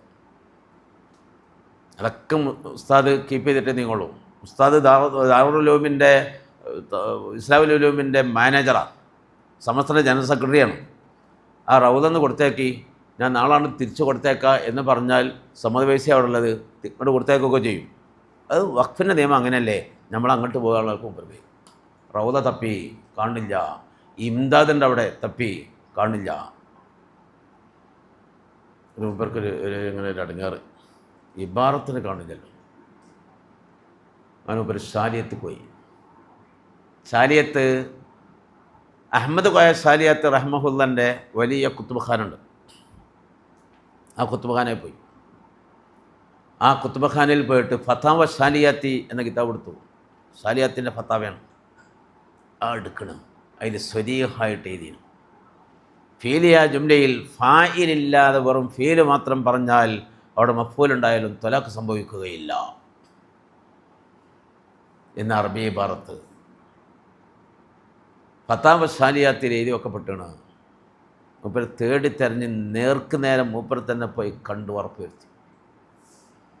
അതിൽ എഴുതി കൊണ്ടുവന്ന് സമസ്തയെ കണ്ടു വെച്ചു. 39 ആളും പത്തിയണ്ടതായി ചെറുശ്ശേരിക്ക് പേച്ചിട്ടില്ല എന്ന് പൊന്തി. അതിന് ശേഷം നാട്ടുകാർക്ക് സ്റ്റേജിൽ ഇറങ്ങിയിട്ട് എപ്പിക്കാർക്ക് ശരിക്കും മറുപടി പറയാൻ തുടങ്ങി. പല ആളുകളും മൂപ്പർക്ക് ഈ വിഷയത്തിൽ പേച്ചോണോ എന്ന് സംശയിച്ചിരുന്നു. പേച്ചില്ല. കാരണം ഫായിലും ഞാൻ പിന്നെന്ത് ഫീൽ ചെയ്യാൻ ജുംലയാണത് എന്നാണ് മൂപ്പർ അതിൽ നിന്ന് ആ തത്വത്തിൽ നിന്ന് മൂപ്പർ മനസ്സിലാക്കിയെടുത്ത്. അത് ഇബാർത്ത് കാണേണ്ട ആവശ്യമില്ലല്ലോ പെയിന് എന്നൽക്ക മൂപ്പർ ഫത്വ. പക്ഷെ അതിനോട് യോജിച്ചുകൊണ്ട് തന്നെയാണ് യാഥാർത്ഥ്യം ഉണ്ടായത്. അല്ലെങ്കിൽ യാഥാർത്ഥ്യം എന്താണോ അതിനോട് യോജിച്ചുകൊണ്ട് തന്നെയാണ് മൂപ്പർ ഫത്വ വന്നത് എന്നർത്ഥം. അത് അള്ളാൻ്റെ വലിയൊരു തൗഫീഖ്. ഞങ്ങൾ ചമ്മാട് പഠിച്ചിരുന്നെന്ന് വേങ്ങരുന്ന് ഒരു പെണ്ണിന് തലാക്കല് കേസുണ്ട്. അന്നാ ചങ്ങായി ശൈഖുനാൻ തിന്നാൻ പൂതിയായി. പെണ്ണിൻ്റെ വാപ്പയായിട്ടുള്ള തർക്കം, മരോനും അമ്മശാക്കിയായിട്ടുള്ള തർക്കം, പെരും പ്രശ്നങ്ങളായി. അവസാനം അങ്ങോട്ടും ഇങ്ങോട്ടും എടാപ്പാടെ വിളിക്കുന്ന അവസ്ഥ എത്തി. ഇതൊക്കെ പാടെ പിന്നെ തീർക്കലാരോടാ? അവനാന് ഭാര്യമാരോടാണല്ലോ. ഭാര്യ വീട്ടിൽ നിന്നാണ് അമ്മശാക്കിയായിട്ട് എന്തോ പ്രശ്നത്തിൽ മരുവനായിട്ട് തർക്കമുണ്ടായത്. അവസാനം പിന്നെ പെരയിൽ വന്നിട്ട് ഇവളോടാണ്ട് എൻ്റെ താന്ത അങ്ങനത്തെ ചെയ്താനാണ്, അതാണ് ഇതാണ്, ഇതെൻ്റെ തന്തൻ്റെ പെരേക്കറിഞ്ഞ് പോകേണ്ടി, ആഴ്ചയിൽ ഞങ്ങൾക്ക് കുട്ടികളെ അങ്ങനെ അവൾക്ക് തണ്ടണം, ഇനി മേലേക്ക് എൻ്റെ തന്തൻ്റെ പെരേക്കെങ്ങനെ പോയാൽ ഇനി 3 തൊലാക്കും ചെല്ലപ്പെട്ടോളാണ്. തൈലേക്കാക്കിയാണ് തൊലാക്കിൻ്റെ വാചകം പറഞ്ഞത്. ഇതെൻ്റെ തന്തൻ്റെ പെരേക്കണ്ട് പോയാൽ ഇത് 3 തൊലാക്കും ചെല്ലപ്പെട്ടവളാണ് എന്നാണ് പറഞ്ഞത്. പിന്നെ ഈ സ്വാദ് പോയില്ല. തൈലേക്കാക്കിയാൽ അത് സംഭവിച്ചാൽ തൊലാക്ക് സംഭവിക്കുന്നതാണല്ലോ. വർഷങ്ങളായി പോയില്ല. പോലൊക്കെ ഇവിടെ വന്നാണ്ട് ഈ മോളെയും കുട്ടികളും കാണില്ല. ഇവന് വാശിക്കാരനാണ്. പിന്നെ കുറേയൊക്കെ അങ്ങനെ കുറച്ചാൽ കഴിഞ്ഞപ്പോൾ പിന്നെ വാശിയൊക്കെ കുറഞ്ഞ് അങ്ങനെയൊക്കെ ആയി. എന്നാലും ഇവിടെ പോയില്ല. പിന്നെ അങ്ങനെ ഓല് കെട്ടി വരാമെന്നല്ല, ഇപ്പോൾ അങ്ങോട്ട് പോയില്ല എന്നുള്ളൊരു പതിവ് വന്നു. പിന്നെ അങ്ങനെ തൊലാക്കിൻ്റെ വാചകത്തെ പറ്റി ഓർമ്മയില്ലാത്തൊരവസ്ഥയിലായി. അതിനിടയിൽ തന്ത മരിച്ചു. വേങ്ങരെ തന്ത മരിച്ചു. തന്ത മരിച്ചപ്പം പിന്നെ പെണ്ണുങ്ങളും കുട്ടികളൊക്കെ ആയിട്ട് പോയി. മയ്യത്ത് കാണണ്ടേ, മയ്യത്ത് കാണലും അവിടെയൊക്കെ പിന്നെ അടിയന്തര കഴിച്ചിലൊക്കെ അവിടെ ആയിട്ട്. അപ്പം പിന്നെ ആരോ പറഞ്ഞു, അവിടേക്ക് പോയിട്ടെങ്കിൽ 3 തൊലാക്കും സംഭവിക്കുന്നു ഈ പറഞ്ഞണല്ലോ, ഇതിപ്പോൾ അവിടെയൊക്കെ ഓള് പോയല്ലോ, അപ്പോൾ 3 തൊലാക്കും സംഭവിക്കണ്ടേ? അങ്ങനെ അവിടെ ചില മൊയ്യന്മാരോടൊക്കെ ചോദിച്ചു. അവരൊക്കെ 3 തൊലാക്കും സംഭവിക്കുന്നതാണ്. പിന്നെ ഏതൊരു മൊയ്യാരം ഉണർത്താം, ഈ ചമ്മട്ടുക്കുന്ന ബസ്സായിരിക്കാളാ, നെയ്തു മൊയ്യാരെന്ന് ചോദിച്ചാളാ, വല്ല കൗലും കീലുണ്ടെങ്കിൽ മൂപ്പരെന്താവും അത് പറഞ്ഞു തരും. ഓൻ ഇവിടെ വന്നു. അന്ന് ചമ്മാടെന്ന് ഉള്ള സമയത്താണ്. അന്ന് ശൈഖുന ഓനോട് പറഞ്ഞിട്ടുണ്ട്, ഈ വിഷയം വേറെ ആരോടും ചോദിച്ചോണോ? കുറേ മൊയ്യന്മാരോട് ചോദിച്ചു. കുറേ ആൾക്കാർ 3 തൊലാക്കും സംഭവിക്കുമെന്നാണ് പറഞ്ഞത്. ചിലരൊന്നും അറിയില്ല അറിഞ്ഞു, വേറെ ചിലർ നിങ്ങളെ വന്ന് കാണാൻ പറഞ്ഞു, അതുകൊണ്ട് അങ്ങോട്ട് വന്നതാ. അങ്ങനെ പറഞ്ഞു. ഇത് പറഞ്ഞ വാചകം കൊണ്ട് എഴുതി കൊണ്ടാന്ന് എഴുതി വാങ്ങിച്ചു. ഇതെൻ്റെ തന്തൻ്റെ വീട്ടിൽ പോയാൽ എന്നതിലുള്ള ഇതന്നല്ലേ ചിലരോട് പറഞ്ഞ വാചകം. അങ്ങനെ തന്നെ പറഞ്ഞതാണ്. നിങ്ങളുടെ തൊലാക്ക് 3 സംഭവിക്കുന്നു പറഞ്ഞത്. ആ പറഞ്ഞ മൊയ്യന്മാരൊക്കെ നമുക്ക് കിട്ടുമോ? അത് ശ്രമിക്കാം. ഇതിപ്പോൾ 2 മൈലാരൊക്കെ അറിയോ? ഒരു അറിയും. ഇന്ന് ഓലൊക്കെ എല്ലാവരും കൂട്ടിയിട്ട് വാറും. എല്ലാവരും കൂട്ടി വന്നു. ശൈഖുനാൻ്റെ എത്ത് മുമ്പ് എഴുതി കൊടുത്ത ഈ ചങ്ങായി വന്നപ്പോൾ എഴുതി കൊടുത്ത കള്ളാസ് അതവിടെ സൂക്ഷിച്ചു കാട്ടി. അങ്ങനെയല്ലേ നിങ്ങളോട് പറഞ്ഞ മച്ചാരെ? ശൈഖുന പറഞ്ഞു, തൊലാക്കൊന്നും സംഭവിച്ചിട്ടില്ല. വല്യമാരുണ്ട് ഇളകിയില്ലേ, ആ വീട്ടിൽ പോയാൽ തൊലാക്ക് 3 സംഭവിക്കുമെന്ന് പറഞ്ഞു. ഓള് പോയും ചെയ്താൽ പിന്നെ തൈലേക്ക് സംഭവിച്ചാൽ പിന്നെ അവിടെ ഉണ്ടാവുമല്ലോ, തൊലാക്ക് സംഭവിക്കുമല്ലോ. ആ വീട്ടിൽ പോയാൽ എന്ന് പറയില്ലേ? എരിയെന്നാ തന്തൻ്റെ വീട്ടിൽ പോയാൽ തന്ത മരിക്കലോട് കൂടെ ആ വീട് തന്തൻ്റെതല്ല.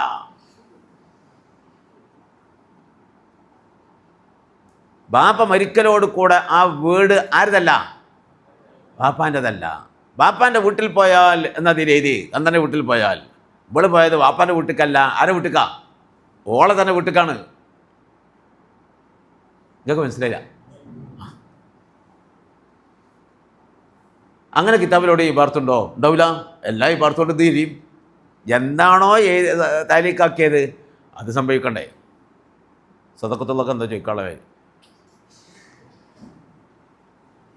സംശയം ചോദിക്കടാ.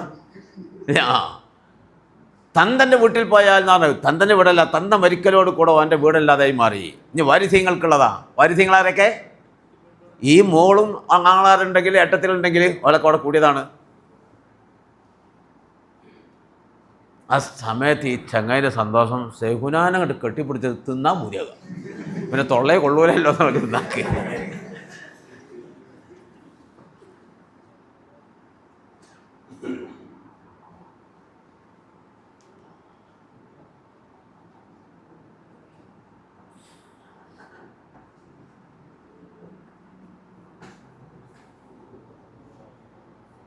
വഖഫ് സംബന്ധമായ ഫത്വകൾ കൊടുക്കുമ്പോൾ ആ വാക്കിഫ് എന്തേ പറഞ്ഞത് എന്ന് കൃത്യമായി നോക്കി പരിശോധിച്ച് ഉറപ്പ് വരുത്തിയിട്ട് കൊടുക്കണം. 100 അനുഭവങ്ങൾ പറയാൻ നേരമില്ല. ഒറ്റ സംഭവം കൂടി പറഞ്ഞ് യാ അല്ലാ, ഞാൻ കാമണിക്കൂറോട് നിർത്തി പോകണമെന്ന് വിചാരിച്ചാ 1 മണിക്കൂറിലേറെയല്ലോ. അവിടെ എന്താ പറഞ്ഞേ? വാക്കിഫിൻ്റെ വാക്ക് ആധാരം പരിശോധിക്കും. ഇവിടെ ചമ്മാടുണ്ടായിട്ടുണ്ട്. ഞാനൊക്കെ ചമ്മാട് 982 ഓതുന്ന സമയത്ത് ഇന്ന് ഹൗലുള്ള ആ ഭാഗങ്ങളൊക്കെ അന്ന് ഖബറുകളാണ്. മൂത്രപ്പേരുള്ള ഭാഗങ്ങളും ഖബറുകളാണ്. ഹൗദിൽ നിന്നാണ് കയറിയതിൻ്റെ ശേഷം സകുസ്ത കുത്തുബോധന പള്ളിയില്ലേ, അത് കണ്ടിട്ടില്ലേ? ആ പള്ളി ഹൗദെണ്ണ കയറിയതിൻ്റെ ശേഷം പിന്നെ മേലോട്ട് കോണിണ്ട്. ആ കോണിൻ്റെ അവിടെയൊക്കെ ഹൗദാണെന്ന്. അവിടെയാണ് ഹൗദ്. ഇന്നിപ്പോൾ കയറിയതിൻ്റെ ശേഷം അവിടെയൊക്കെ കയറി ചെല്ലുന്ന സ്ഥലമായി മാറ്റി. അപ്പോൾ ഹൗദ് നേരെ പള്ളിക്കാണ് കയറുമ്പോൾ അവിടെയൊക്കെ വെള്ളമായിട്ട്, അവിടെ പായലൊക്കെ വെള്ള പ്രശ്നമുണ്ട്. നിസ്കരിക്കുന്ന ആളുകൾക്ക് പ്രയാസമാണ്. അവിടെ ഒരു ഓപ്പൺ ഏരിയ ആക്കിയിട്ട് ഹൗദ് പുറത്തേക്കാക്കണം. അപ്പോൾ പിന്നെ കുറേ കബറുകൾ തട്ടി നിരത്തി അവിടെ ഹൗദാക്കേണ്ടി വരും. മൂത്രപ്പേര അവിടെ നിന്ന് പോകണം. അപ്പോൾ അവിടെ ഇങ്ങേപ്പുറത്ത് ഈ കബറ് നട്ടി നിരത്തിയിട്ട് അവിടെ മൂത്രപ്പേര ഉണ്ടാക്കേണ്ടി വരും എന്നായി. ഔട്ടേജൊക്കെ ഉള്ള കമ്മിറ്റി യോഗത്തിൽ ചർച്ച ചെയ്തു. ഉസ്താദിനോട് ചോദിച്ചിട്ട് വേണ്ടതുപോലെ ചെയ്യാനായി. കമ്മിറ്റി യോഗം കഴിഞ്ഞ ഉടനെ തന്നെ രാത്രി 10:30 മണിക്ക് വിലക്കോടെ കൂടിയിട്ട് ഷെയ്ഖുനാൻ റൂമിൽ വന്നു. ഇത് പള്ളിപ്പറമ്പോ ഖബർസ്ഥാൻ പറമ്പോ ചോദിച്ചു. ഇത് പള്ളിപ്പറമ്പാണ്. ഈ സ്ഥലം പള്ളിക്ക് വേണ്ടി വഖഫ് ചെയ്തു എന്ന് ആധാരത്തിലുണ്ടോ? ആധാരത്തിലുണ്ട്. എന്നാന്ന് കൊണ്ടുവന്ന് കാട്ടിത്തന്നെ ഔട്ടേജ് കൊണ്ടുവന്ന് കാട്ടിക്കൊടുത്തു. പള്ളിപ്പറമ്പ് പള്ളിക്കുള്ളതാ. ഖബർസ്ഥാനായി വഖഫ് ചെയ്യപ്പെട്ടതാണെങ്കിൽ ആ ഖബറിന് തൊടാൻ പറ്റില്ല. അവിടെ ബിൽഡിംഗ് ഉണ്ടാക്കണം പോയിട്ടുണ്ട്, നടക്കൂല. ഖബർസ്ഥാനായിട്ട് വഖഫ് ചെയ്യപ്പെട്ടതാണ്. അപ്പോൾ ആ ഖബർ മാറ്റാൻ പാടില്ല. നേരെ അടുത്തത് പള്ളിപ്പറമ്പായി വഖഫ് ചെയ്യപ്പെട്ടതാ.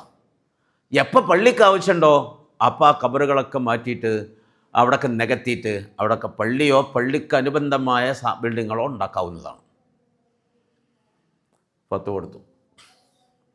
ആ ഫത്വേൻ്റെ അടിസ്ഥാനത്തിൽ ഈ ഖബറുകൾ തട്ടി നിരത്തിയിട്ട് ഷെയ്ഖുന പറഞ്ഞു, ഖബർ എന്ന് പറഞ്ഞാൽ പിന്നെ ഒരു 10, 25, 30 ഒക്കെ കൊല്ലത്തിലെ അധികം പഴക്കമുള്ള ഖബറാണ്. അപ്പോൾ ഖബർ മീസാങ്കല്ലിൽ നോക്കിയിട്ട് ആ ഖബർ മാന്തുക. ഇങ്ങോട്ട് ആ ഖബറിൻ്റെ ഉള്ളിൽ വല്ല എല്ലും കഷ്ണം മറ്റോ മാർച്ചോ ഉണ്ടെങ്കിൽ അത് എടുത്തിട്ട് അപ്പുറത്ത് വേറെ സ്ഥലത്ത് കൊണ്ടുപോയാണ്ട് കുഴിച്ചിട്ട് അതിൽ മറ നടുക, മറ ചെയ്യുക. ഇങ്ങോട്ട് എല്ലാ ഖബറുകളും പരിശോധിച്ചിട്ട് അതിൽ എല്ലുണ്ടോ എന്ന് നോക്കണം. ചിലയിൽ തീരെ എല്ലില്ല, ചിലയിൽ ചെറിയ ഒരെല്ലും കഷ്ണങ്ങളൊക്കെ ഉണ്ടായിരുന്നു.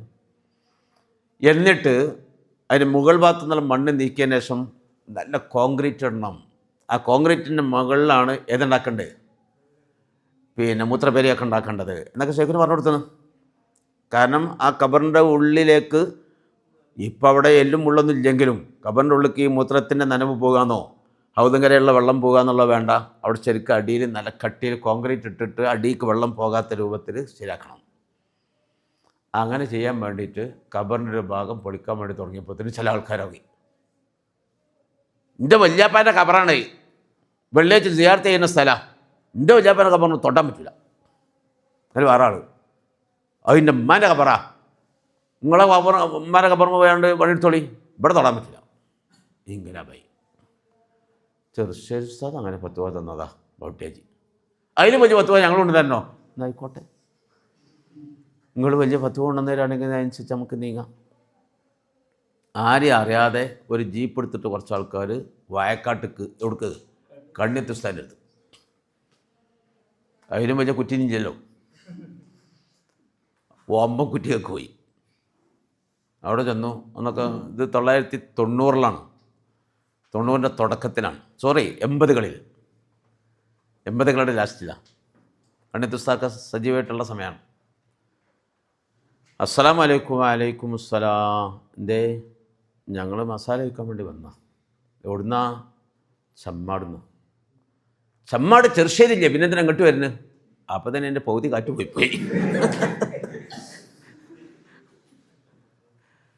ചെറുശ്ശേരിയില്ലേ, പിന്നെ എന്തിനാ അങ്ങോട്ട് വരുന്നത് ഒറ്റയടിക്ക് ചോദിച്ചു. അല്ല, ഉസ്താദിൻ്റെ ഫത്വ കിട്ടാൻ വേണ്ടിയിട്ടാണ് ഇങ്ങോട്ട് വന്നതാണ്. ആ എന്നാ ചോദിക്കും. ഉസ്താദിന് കിട്ടണമെങ്കിൽ ഇവിടെ തന്നെ വേണ്ടേ? ചെറുശ്ശേരി അവിടെ അല്ലേ അവിടെ നിട്ടുള്ളൂ. ഞങ്ങളെ ബാപ്പാൻ്റെയും വല്യാപ്പാൻ്റെയും വല്യന്മാരെയും ഒക്കെ ഖബറുള്ള ഏരിയ ഉണ്ട്. അതൊക്കെ പാട് തട്ടിപ്പൊളിച്ച് നിരപ്പാക്കിയിട്ട് അവിടെ ഹൗലും ഇങ്ങേപ്പുറത്ത് മൂത്രപ്പേരൊക്കെ ഉണ്ടാക്കണം എന്നുള്ള ആലോചന കമ്മിറ്റിക്കുള്ളത്. അതിൻ്റെ പണി നടത്താൻ വേണ്ടിയുള്ള ഏർപ്പാടിലാണ്. അത് പറ്റുമോ ചോദിക്കാൻ വേണ്ടി വന്നതാണ്. ആ പറമ്പ് പള്ളിപ്പറമ്പോ അത് ഖബർസ്ഥാൻ പറമ്പോ? ശേഖന ചോദിച്ചു അതേ ചോദ്യം. അത് പള്ളിപ്പറമ്പ് എന്നുള്ളതാണ് വഖഫാധാരത്തിലുള്ളത് എന്നറിയാൻ കഴിഞ്ഞ്. പള്ളിപ്പറമ്പ് പള്ളിക്കുള്ള പള്ളി പറഞ്ഞാൽ പള്ളി മാത്രമല്ല, അതിന് ഹൗലും അതിൻ്റെ മൂത്രപ്പേരൊക്കെ അതിൻ്റെ മുത്താലിക്കുകളാണ്. അപ്പോൾ അതിനും വേണ്ടിയുള്ളതാണ് ആ പള്ളിപ്പറമ്പ്. അപ്പോൾ അവിടെ കട്ടിപ്പിടിച്ച് നിരപ്പാക്കിയിട്ട് അവിടെ പള്ളിൻ്റെ ആവശ്യത്തിന് വേണ്ടി ഉപയോഗപ്പെടുത്താം. അതിൽ കൂട്ടത്തിൽ നിന്ന് ഒരാൾ, എൻ്റെ വാപ്പാൻ്റെ ഖബറൻ അവിടെ ഉണ്ട്, അതിൻ്റെ മേലൊക്കെ മൂത്രപ്പേര വരുമല്ലോ. അപ്പോൾ ആരാടാ എൻ്റെ വാപ്പാനെ അവിടെ കൊണ്ടുവന്ന് കുഴിച്ചിടാൻ പറഞ്ഞേ? ശേഖുൻ അങ്ങനെ പറഞ്ഞിട്ടില്ല. ആരാടാ എൻ്റെ വാപ്പാനെ അവിടെ കൊണ്ടുവന്ന് കുഴിച്ചിടാൻ പറഞ്ഞേ? അതിലങ്ങേ പറഞ്ഞ് കേൾക്കേണ്ടിയുണ്ടോ? എന്തതിനർത്ഥം? പള്ളിക്ക് വേണ്ടി വഖഫ് ചെയ്യപ്പെട്ട സ്ഥലത്ത് ആദത്തൻ ഇന്നിപ്പോൾ അങ്ങനെ മുസ്ലിങ്ങളെ മറമാടുക എന്നുള്ളത് നടക്കുന്നുണ്ട്. അതിന് കുഴപ്പമില്ല. പക്ഷേ എപ്പോൾ പള്ളിക്ക് ആവശ്യം വരുമോ അപ്പോൾ ഇതൊക്കെ മാറ്റിക്കൊടുക്കൽ ആവശ്യമാണ്. ഖബറ മയ്യത്താണെങ്കിൽ മയ്യത്ത് നങ്ങി പിടിച്ചാണ് തൊള്ളി വെച്ചാണ് വേറെ സ്ഥലത്ത് കൊണ്ടുപോകുക. വേറെ എന്തെങ്കിലും ബിൽഡിംഗ് ആണെങ്കിൽ മരമാണെങ്കിൽ ഒക്കെ മുറിച്ച് ഒഴിവാക്കിയിട്ട് പള്ളിക്ക് ഉപയോഗപ്പെടുത്തുക. ഇതതിന് മസാല.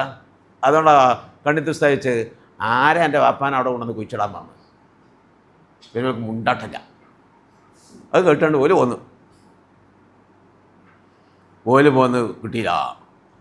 ചെറുശ്ശേരി ഉസ്താദിൻ്റെ ഫത്വക്ക് എതിരിലൊരു ഫത്വ കിട്ടിയില്ല. പിന്നെ ഓല് കുറച്ച് വില്ലന്മാരുണ്ടായിരുന്നു, കുറച്ച് ഒമ്പം കുടുംബക്കാരുണ്ടായിരുന്നു. ഓല് തീരുമാനിച്ചു ഫത്വ കിട്ടാൻ സാധ്യതയില്ല, അതുകൊണ്ട് നമുക്ക് തടയണം. കയ്യോ കൊണ്ട് തടയണം എന്നായി. ഫത്വ കൊണ്ട് തടയാൻ കഴിയില്ല, അപ്പോൾ പിന്നെ കയ്യോ കൊണ്ട് തടയണം. അപ്പോൾ പണിക്കാരെ വിളിച്ചാണ്ട് ഇത് തട്ടിപ്പൊളിച്ച് നിരപ്പാക്കുമ്പോൾ അവിടെ ഒരു കലാപഭൂമിയാക്കി മാറ്റണം. അതിനാകുമ്പോൾ നിർത്തിവെക്കുമല്ലോ. ഇങ്ങനെ തീരുമാനമാണ് ഇവരടുത്തുള്ളത് എന്ന് ചുളിവിലൂടെ ബൗട്ടേജ് മനസ്സിലാക്കി. ബൗട്ടേജ് കലാപത്തിന് കൂട്ടിക്കാത്ത ആളല്ലേ, വളരെ സൗമ്യനല്ലേ. ചെറുശ്ശേരിയോട് ചെന്നാണ് പറഞ്ഞു അസ്സലാമു അലൈക്കും. വലൈക്കും അസ്സലാം ഉസ്താദേ. അപ്പോൾ ഇതിന് അവിടെ ചെന്ന സംഗതികളൊക്കെ അക്കപ്പത്തിന് ലീക്കായിന്. ഇതാരെങ്കിലൊക്കെ ആയിട്ട് പുറത്താവുമല്ലോ. അങ്ങനെയാണ് കണ്ണിയത്ത് ഉസ്താദ് നിന്നെ ഫത്വ ചോദിച്ചത്, ബാപ്പാനെ കുഴിച്ചിടാൻ ആരെ പറഞ്ഞെന്നുള്ള വർത്താനം വരെ അവിടെ നിന്ന് പറഞ്ഞെന്നൊക്കെ വിവരം കിട്ടി. ബൗട്ടേന് ശേഖുനാനോട് നിന്നുകൊണ്ട് പറഞ്ഞു ഇങ്ങനെ ഒരു പ്രശ്നം ഉണ്ടാക്കാനും ഞാൻ അടുത്ത തീരുമാനം. അതുകൊണ്ട് കണ്ണിയത്ത് ഉസ്താദിൻ്റെ ഒക്കെ നോക്കുക ഇനി മറുപടിയാണ് അവർക്ക് കിട്ടിയത് അറിഞ്ഞു. ഫത്വ ഏതായാലും ഉസ്താദ് പറഞ്ഞതിന് എതിര് കിട്ടിയിട്ടില്ല. ഉസ്താദ് പറഞ്ഞ മാതിരി തന്നെയാണ് അവിടെയും പറഞ്ഞത്. അപ്പോൾ ഇതിനെ കയ്യൊക്കൊണ്ട് തടയാന്നുള്ളതാണ് ഓരോ ഉദ്ദേശിക്കണമെന്ന് അറിഞ്ഞത്. ഇവിടെ പ്രശ്നം ഉണ്ടാകരുതല്ലോ. അതുകൊണ്ട് ഇതിൻ്റെ മസാലകളും ഇതിൻ്റെ വശങ്ങളൊക്കെ ഉസ്താദ് ജനങ്ങൾക്ക് ശരിക്കും ഒന്ന് പറഞ്ഞ് ബോധ്യപ്പെടുത്തി കൊടുത്താൽ തീരാവുന്നതേ ഉണ്ടാവുള്ളൂ. അതുകൊണ്ട് ഉസ്താദ് ആ പണിയൊന്ന് ചെയ്തത്. ഉസ്താദ് ചമ്മാട്ട് മുദരിസ് മാത്രമാണ്, എന്തല്ല ഖത്തീബല്ല. ചമ്മാട്ട് മുദരിസ് മാത്രമാണ്. ശനിയാഴ്ച രാവിലെ വരിക, വ്യാഴാഴ്ച ഉച്ചയായ പോവുക. വെള്ളിയാഴ്ച നാട്ടിൽ പള്ളിയിലാണ് ഖുത്ബ. അവിടെ ഖുത്ബ ഉണ്ടാകലുണ്ട്. എന്നായിക്കോട്ടെ, ഞാനൊരുക്ക ഇവിടെ വരാം. എപ്പോഴാണ്? വെള്ളിയാഴ്ചനാണ് ഉസ്താദെ, അപ്പോഴേ എല്ലാവരും ഉണ്ടാവുള്ളൂ. എന്നായിക്കോട്ടെ, ഒരു ദിവസം ഞാൻ വെള്ളിയാഴ്ച തന്നെ വരാം. ദിവസം നിശ്ചയിച്ചു. അപ്പോഴേക്ക് ചമ്മട്ടി പ്രശ്നങ്ങൾ പരിസര മഹല്ലുകളൊക്കെ അറിഞ്ഞണം. അപ്പുറപ്പുറമൊക്കെ പന്താരങ്ങാടി, പരപ്പനങ്ങാടി, കക്കാട്, തിരങ്ങാടി ഈ ഏരിയയിലൊക്കെ ചമ്മാട്ട് പ്രശ്നമുണ്ട്. ചെറുശ്ശേസ്ഥാൻ്റെ ഫത്വയ്ക്ക് എതിരിൽ ചില ആൾക്കാരൊക്കെ അവിടെ ഉറഞ്ഞു തുള്ളുന്നുണ്ടെന്നൊക്കെയുള്ള വിവരങ്ങൾ അറിഞ്ഞണം. അപ്പോൾ ഇതിന് നോട്ടീസ് വന്നുപോയി. ഫത്വ സംബന്ധമായിട്ടുള്ള വിശദീകരണം ഇന്ന വെള്ളിയാഴ്ച ജുമയ്ക്ക് ശേഷം ചെറുശ്ശേരി ഉസ്താദ് നൽകുന്നതാണെന്ന് പറഞ്ഞു. അപ്പോൾ തന്നെ ആൾക്കാർ കൂടിയില്ലേ. പല ആളുകളും ഇതിനെപ്പറ്റിയുള്ള വിശദീകരണം കേൾക്കണമല്ലോ എന്നൊക്കെ വന്നു. വെള്ളിയാഴ്ച ജുമേൻ്റെ ശേഷം ശേഖുനെ വെച്ചിട്ടാണ്ട് പറഞ്ഞില്ല കാര്യങ്ങളൊക്കെ. മസ്അല പറഞ്ഞതിന് ശേഷം പറഞ്ഞു, പിന്നൊന്നുള്ളത് നിങ്ങളെ വാപ്പാനും വല്യാപ്പാനും ഖബറുകളുടെ സിയാറത്ത് മുടങ്ങുന്നതാണ്. അതെ, എപ്പോഴെങ്കിലും വെള്ളിയാഴ്ചകൾ ഉണ്ടാകുന്ന സമയത്ത് വെള്ളിയാഴ്ച ജുമേൻ്റെ ശേഷം പോയാണ് ഒന്ന് പാത്തി വിളിച്ചാണ് നിങ്ങൾ ദ്വാരക്കും. ചില വെള്ളിയാഴ്ച ഇല്ലെങ്കിലോ മറ്റില്ലാണോ, ആഴ്ചയിൽ വെള്ളിയാഴ്ച ഒരു 5 മിനിറ്റ് ഇതല്ലേ. അല്ലാത്ത സന്ദർഭങ്ങളിൽ നിങ്ങളെ വാപ്പാൻ്റെയും വല്യാപ്പാൻ്റെയും വല്യമ്മാൻ്റെയും ഖബറിൻ്റെ അവസ്ഥ എന്താ നിങ്ങൾക്കറിയോ? ആ മീസാകാലം കുത്തറിനാണ്ട് കുറുക്കം തൂറുക. ഞങ്ങളല്ലേ ഇപ്പോൾ ഇത് കാണുന്നത്. ഞാനും കുട്ടികളല്ലേ ഇവിടെ എമ്പാടും എപ്പോഴും ഉണ്ട്. പാതിര സമയത്തൊക്കെ ഇവിടെ കുറുക്കൻ്റെയും നായ്ക്കളൊക്കെ വിളയാട്ട. നായ്ക്കൾ ആ മീസാങ്കല്ല് ഇവിടെ എന്തോ ഒരു മറുണ്ടല്ലോ ആൾക്ക് പത്തുക. ബാപ്പാൻ്റെ ഖബറിനെ മേൽക്കേ കുറുക്കം പത്തുക, അല്ല നായ് പത്തുക. എന്തെങ്കിലും മറ കിട്ടിയാൽ നായികൾ മൂത്രയിക്കുമല്ലോ. ഇതാ നിങ്ങളെ ബാപ്പാൻ്റെ ഖബറിൻ്റെ മേൽ വരുന്നത്. ആഴ്ചയിലോ 2 ആഴ്ചയിലോ എടുക്കുന്നതാണ് ഫാത്തി ഓതും. ഇതെല്ലാം നിങ്ങൾ ചെയ്യുന്നത്. നേരെ മറിച്ച് ആ ഖബറിൻ്റെ മീതെ ഹൗലുണ്ടാക്കി നോക്കുക. ഹൗലിലുണ്ടാകുന്ന പണി ഉതുണ്ടാക്കല. ഉതു പറഞ്ഞാൽ വലിയൊരു ഇബാദത്താണ്. രാവും പകലില്ലാതെ ഏത് സമയത്തും മുഅ്മിനീങ്ങൾ വന്നിട്ട് ഉതുണ്ടാക്കുക അല്ലെങ്കിൽ മൂത്രയിക്കുക, അതൊക്കെ ഒരു ഇബാദത്തിൻ്റെ ഭാഗമാണ്. 24 മണിക്കൂറും ആ ഖബറാളിൻ്റെ മീതെ ഈ ഇബാദത്തിൻ്റെ പ്രതിഫലം അവർക്ക് ഇങ്ങനെ കിട്ടുക. ഖബറിൻ്റെ മീതെ ഒരു പച്ച മരക്കൊമ്പ് ഇങ്ങനെ നാട്ടി വെച്ചാൽ അതിൻ്റെ തസ്ബീഹ് തന്നെ ഖബറാളിക്ക് ഉപകരിക്കും എന്നുള്ളതാണ്. അപ്പോൾ പിന്നെ അവിടുന്ന് ഓതുണ്ടാക്കുക എന്നുള്ള ഇബാദത്ത് ചെയ്താൽ അത് ഉപകരിക്കൂലേ? ബാപ്പാക്ക് മുറിയാതെ ഈ അമലുകൾ കിട്ടാനുള്ള അവസരം കിട്ടിയിട്ട് അത് വേണ്ട ഞങ്ങൾ വെക്കണത്. ആ ശൈലി ശൈഖുന ശൈലി മനസ്സിലായില്ലേ? മുറിയാതെ നിങ്ങളൊന്ന് മെനക്കെടാതെ തന്നെ നാട്ടിലുള്ള മുഅ്മിനീങ്ങൾ അവരുടെ ഉദു എടുക്കലിലൂടെ വലിയ ഇബാദത്ത് ഇവരെ ഖബറും പുറത്ത് ചെയ്തുകൊണ്ടുള്ള പ്രതിഫലം അവർക്ക് സ്ഥിരമായിട്ട് കിട്ടാനൊരവസരം കിട്ടിയിട്ട് അത് വേണ്ട നിങ്ങൾ വെക്കണത്. അപ്പുറത്തുനിന്ന് കുറച്ച് ആൾക്കാർ, ഉസ്താദെ ഓൾക്ക് വലിയ എതിർപ്പുണ്ടെങ്കിൽ ആ ഹൗദുകരം ഇങ്ങോട്ടാക്കിയാൽ ഞങ്ങൾ വാപ്പാൻ്റെ ഭാഗത്തില്ല, ഞങ്ങൾ വാപ്പാൻ ആ ഭാഗത്തേക്കാക്കിയാൽ ഹൗദ് ആ കൂലി ഞങ്ങൾക്ക് കിട്ടിയോട്ടെ, അതിൽ ബലി അല്ല ഉസ്താദ് ഇവിടെ തന്നെ ആയിക്കോട്ടെ. അതോടുകൂടെ മുമ്പീനായി. പിറ്റേന്ന് മുതൽക്ക് പണിയാൻ തുടങ്ങി. ഹൗദാണ് മാറ്റി, പ്രശ്നമില്ല. ഇത് ചെറുശ്ശേസ്ഥാനെ സാധിക്കും. ഒളോട്ടൂർ സ്ഥലത്ത് ഒരു ഖത്തീബ് പെരുന്നാൾക്ക് പ്രസംഗിക്കുമ്പോൾ അള്ളാഹു തആല നമുക്ക് 2 പെരുന്നാളാണ് നൽകിയത്. അതിൽ ഇന്ന് വലിയ പെരുന്നാളാണ് എന്ന് പറയുന്നത് സാധാരണ പ്രസംഗിക്കുമല്ലോ, വലിയ പെരുന്നാളും ചെറിയ പെരുന്നാളും. അപ്പോൾ അവിടെ ഒരു മോചാരുണ്ട്, ഒരു വയന്ന തിരിന മോചാരം എന്നാണ് എല്ലാം പറയൽ. അയാൾ മോചാരേ ഇയാൾ ചോദിച്ചാണ്ട് 2 പെരുന്നാളല്ല 3 പെരുന്നാളുണ്ട്. അപ്പോൾ ഈദുൽ മുഅ്മിനീൻ ജുമാനെ പറ്റി മുത്തനബി പറഞ്ഞിട്ടുണ്ട്, അതുകൊണ്ട് പെരുന്നാൾ 3 ഇയാൾ പറയാൻ പാടുണ്ടോ?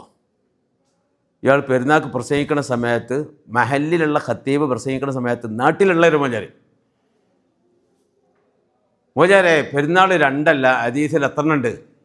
3 ഉണ്ട്.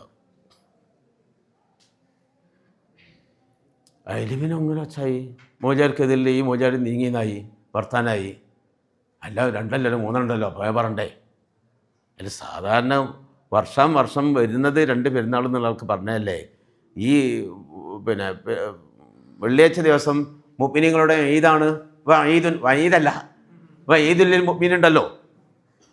അപ്പോൾ അത് പറയേണ്ട ആവശ്യം ഇവിടെ ഇല്ലല്ലോ. ഇപ്പോൾ ആഴ്ചയിൽ വരുന്ന ഒരു പെരുന്നാൾ ആഘോഷം പോലുള്ളൊരു ദിവസമാണത് എന്ന് തസ്ബീഹാക്കും ഒക്കെ പറഞ്ഞിട്ടല്ലേ ഉള്ളൂ. ഇയാളെ പിന്നിലും കുറേ ആൾക്കാരും മജാരും പിന്നിലും കുറേ ശൈഖുനാടുത്തെ ഖാദി മഹലിൽ ഈ പ്രശ്നം ഉണ്ടായപ്പോൾ ശൈഖുനാനോടെന്ന് പറഞ്ഞു, നിങ്ങൾ വന്നാണ് തീരുമാനാക്കി കളയാം. ശൈഖുന ഇന്ന ഡേറ്റിൽ നിശ്ചയിക്ക്, ഞാനാണ് വന്നോളാം. ശൈഖുന വന്നു, പെരുന്നാൾ 7 ആണ്. പെരുന്നാൾ എത്രണ്ണാണ്, എവിടൊക്കെ ഏതിനെ പറ്റിയൊക്കെയാണോ ഈദെന്ന് പറഞ്ഞത് അതൊക്കെ പാഠം സമാഹരിച്ചു. നോക്കുമ്പോൾ 7 സംഗതികളെ പറ്റിയാണ് ഈദെന്ന് പറഞ്ഞുണ്ട്. എന്നിട്ട് ആ 3 വിളിച്ചാൽ മോചാരെ ഒന്ന് നന്നാക്കി കണക്ഷൻ അത് പറഞ്ഞു. അങ്ങനെ നിങ്ങൾ പറയുകയാണെങ്കിൽ 3 എന്നല്ല പറയണ്ടേ, 7 എന്നാണ് പറയണ്ടേ. ഖത്തീബ് പറഞ്ഞത് സാധാരണഗതിയിൽ വർഷത്തിൽ മടങ്ങി വരുന്ന പെരുന്നാൾ എന്നുള്ള രൂപത്തിൽ 2 എന്നുള്ളത് ശരി തന്നെയാണ്. പിന്നെ 3 ഉണ്ടല്ലോ എന്ന് നിങ്ങൾ വിളിച്ചു പറഞ്ഞു, അത് ശരി തന്നെയാണ്. അങ്ങനെ നിങ്ങൾ പറയുകയാണെങ്കിൽ 3 എന്നല്ല പറയേണ്ടീര്, എത്ര പറയേണ്ടീര്, 7 എന്ന് പറയേണ്ടീര്. അത് നിങ്ങൾ കണ്ടിട്ടില്ലേ? അയാൾക്ക് പിന്നെ പറയേണ്ടി ചെയ്യുന്നതായിപ്പോയി. അപ്പം എന്തും മറുപടി ഇല്ല, എല്ലാവർക്കും മുസല്ലമായിപ്പോയി.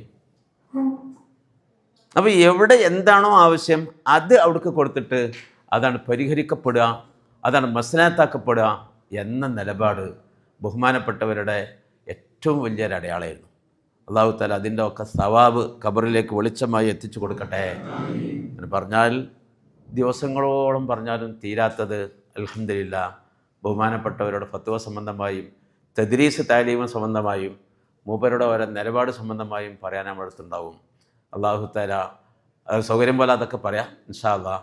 അല്ലാഹു തആല ബഹുമാനപ്പെട്ടവരുടെ ആ ഇൽമി ഖിദ്മത്തുകളൊക്കെ ഖബറിൽ വെളിച്ചമായി എത്തിച്ചു കൊടുക്കട്ടെ. അവരുടെ തണലിലായി കഴിഞ്ഞു കൂടാൻ, മദദിലായി നിലനിൽക്കാൻ നമുക്കൊക്കെ അല്ലാഹു തൗഫീഖ് നൽകുമാറാകട്ടെ. വ ആഖിറു ദഅ്വാനാ അൽഹംദുലില്ലാഹി റബ്ബിൽ ആലമീൻ. അസ്സലാമു അലൈക്കും.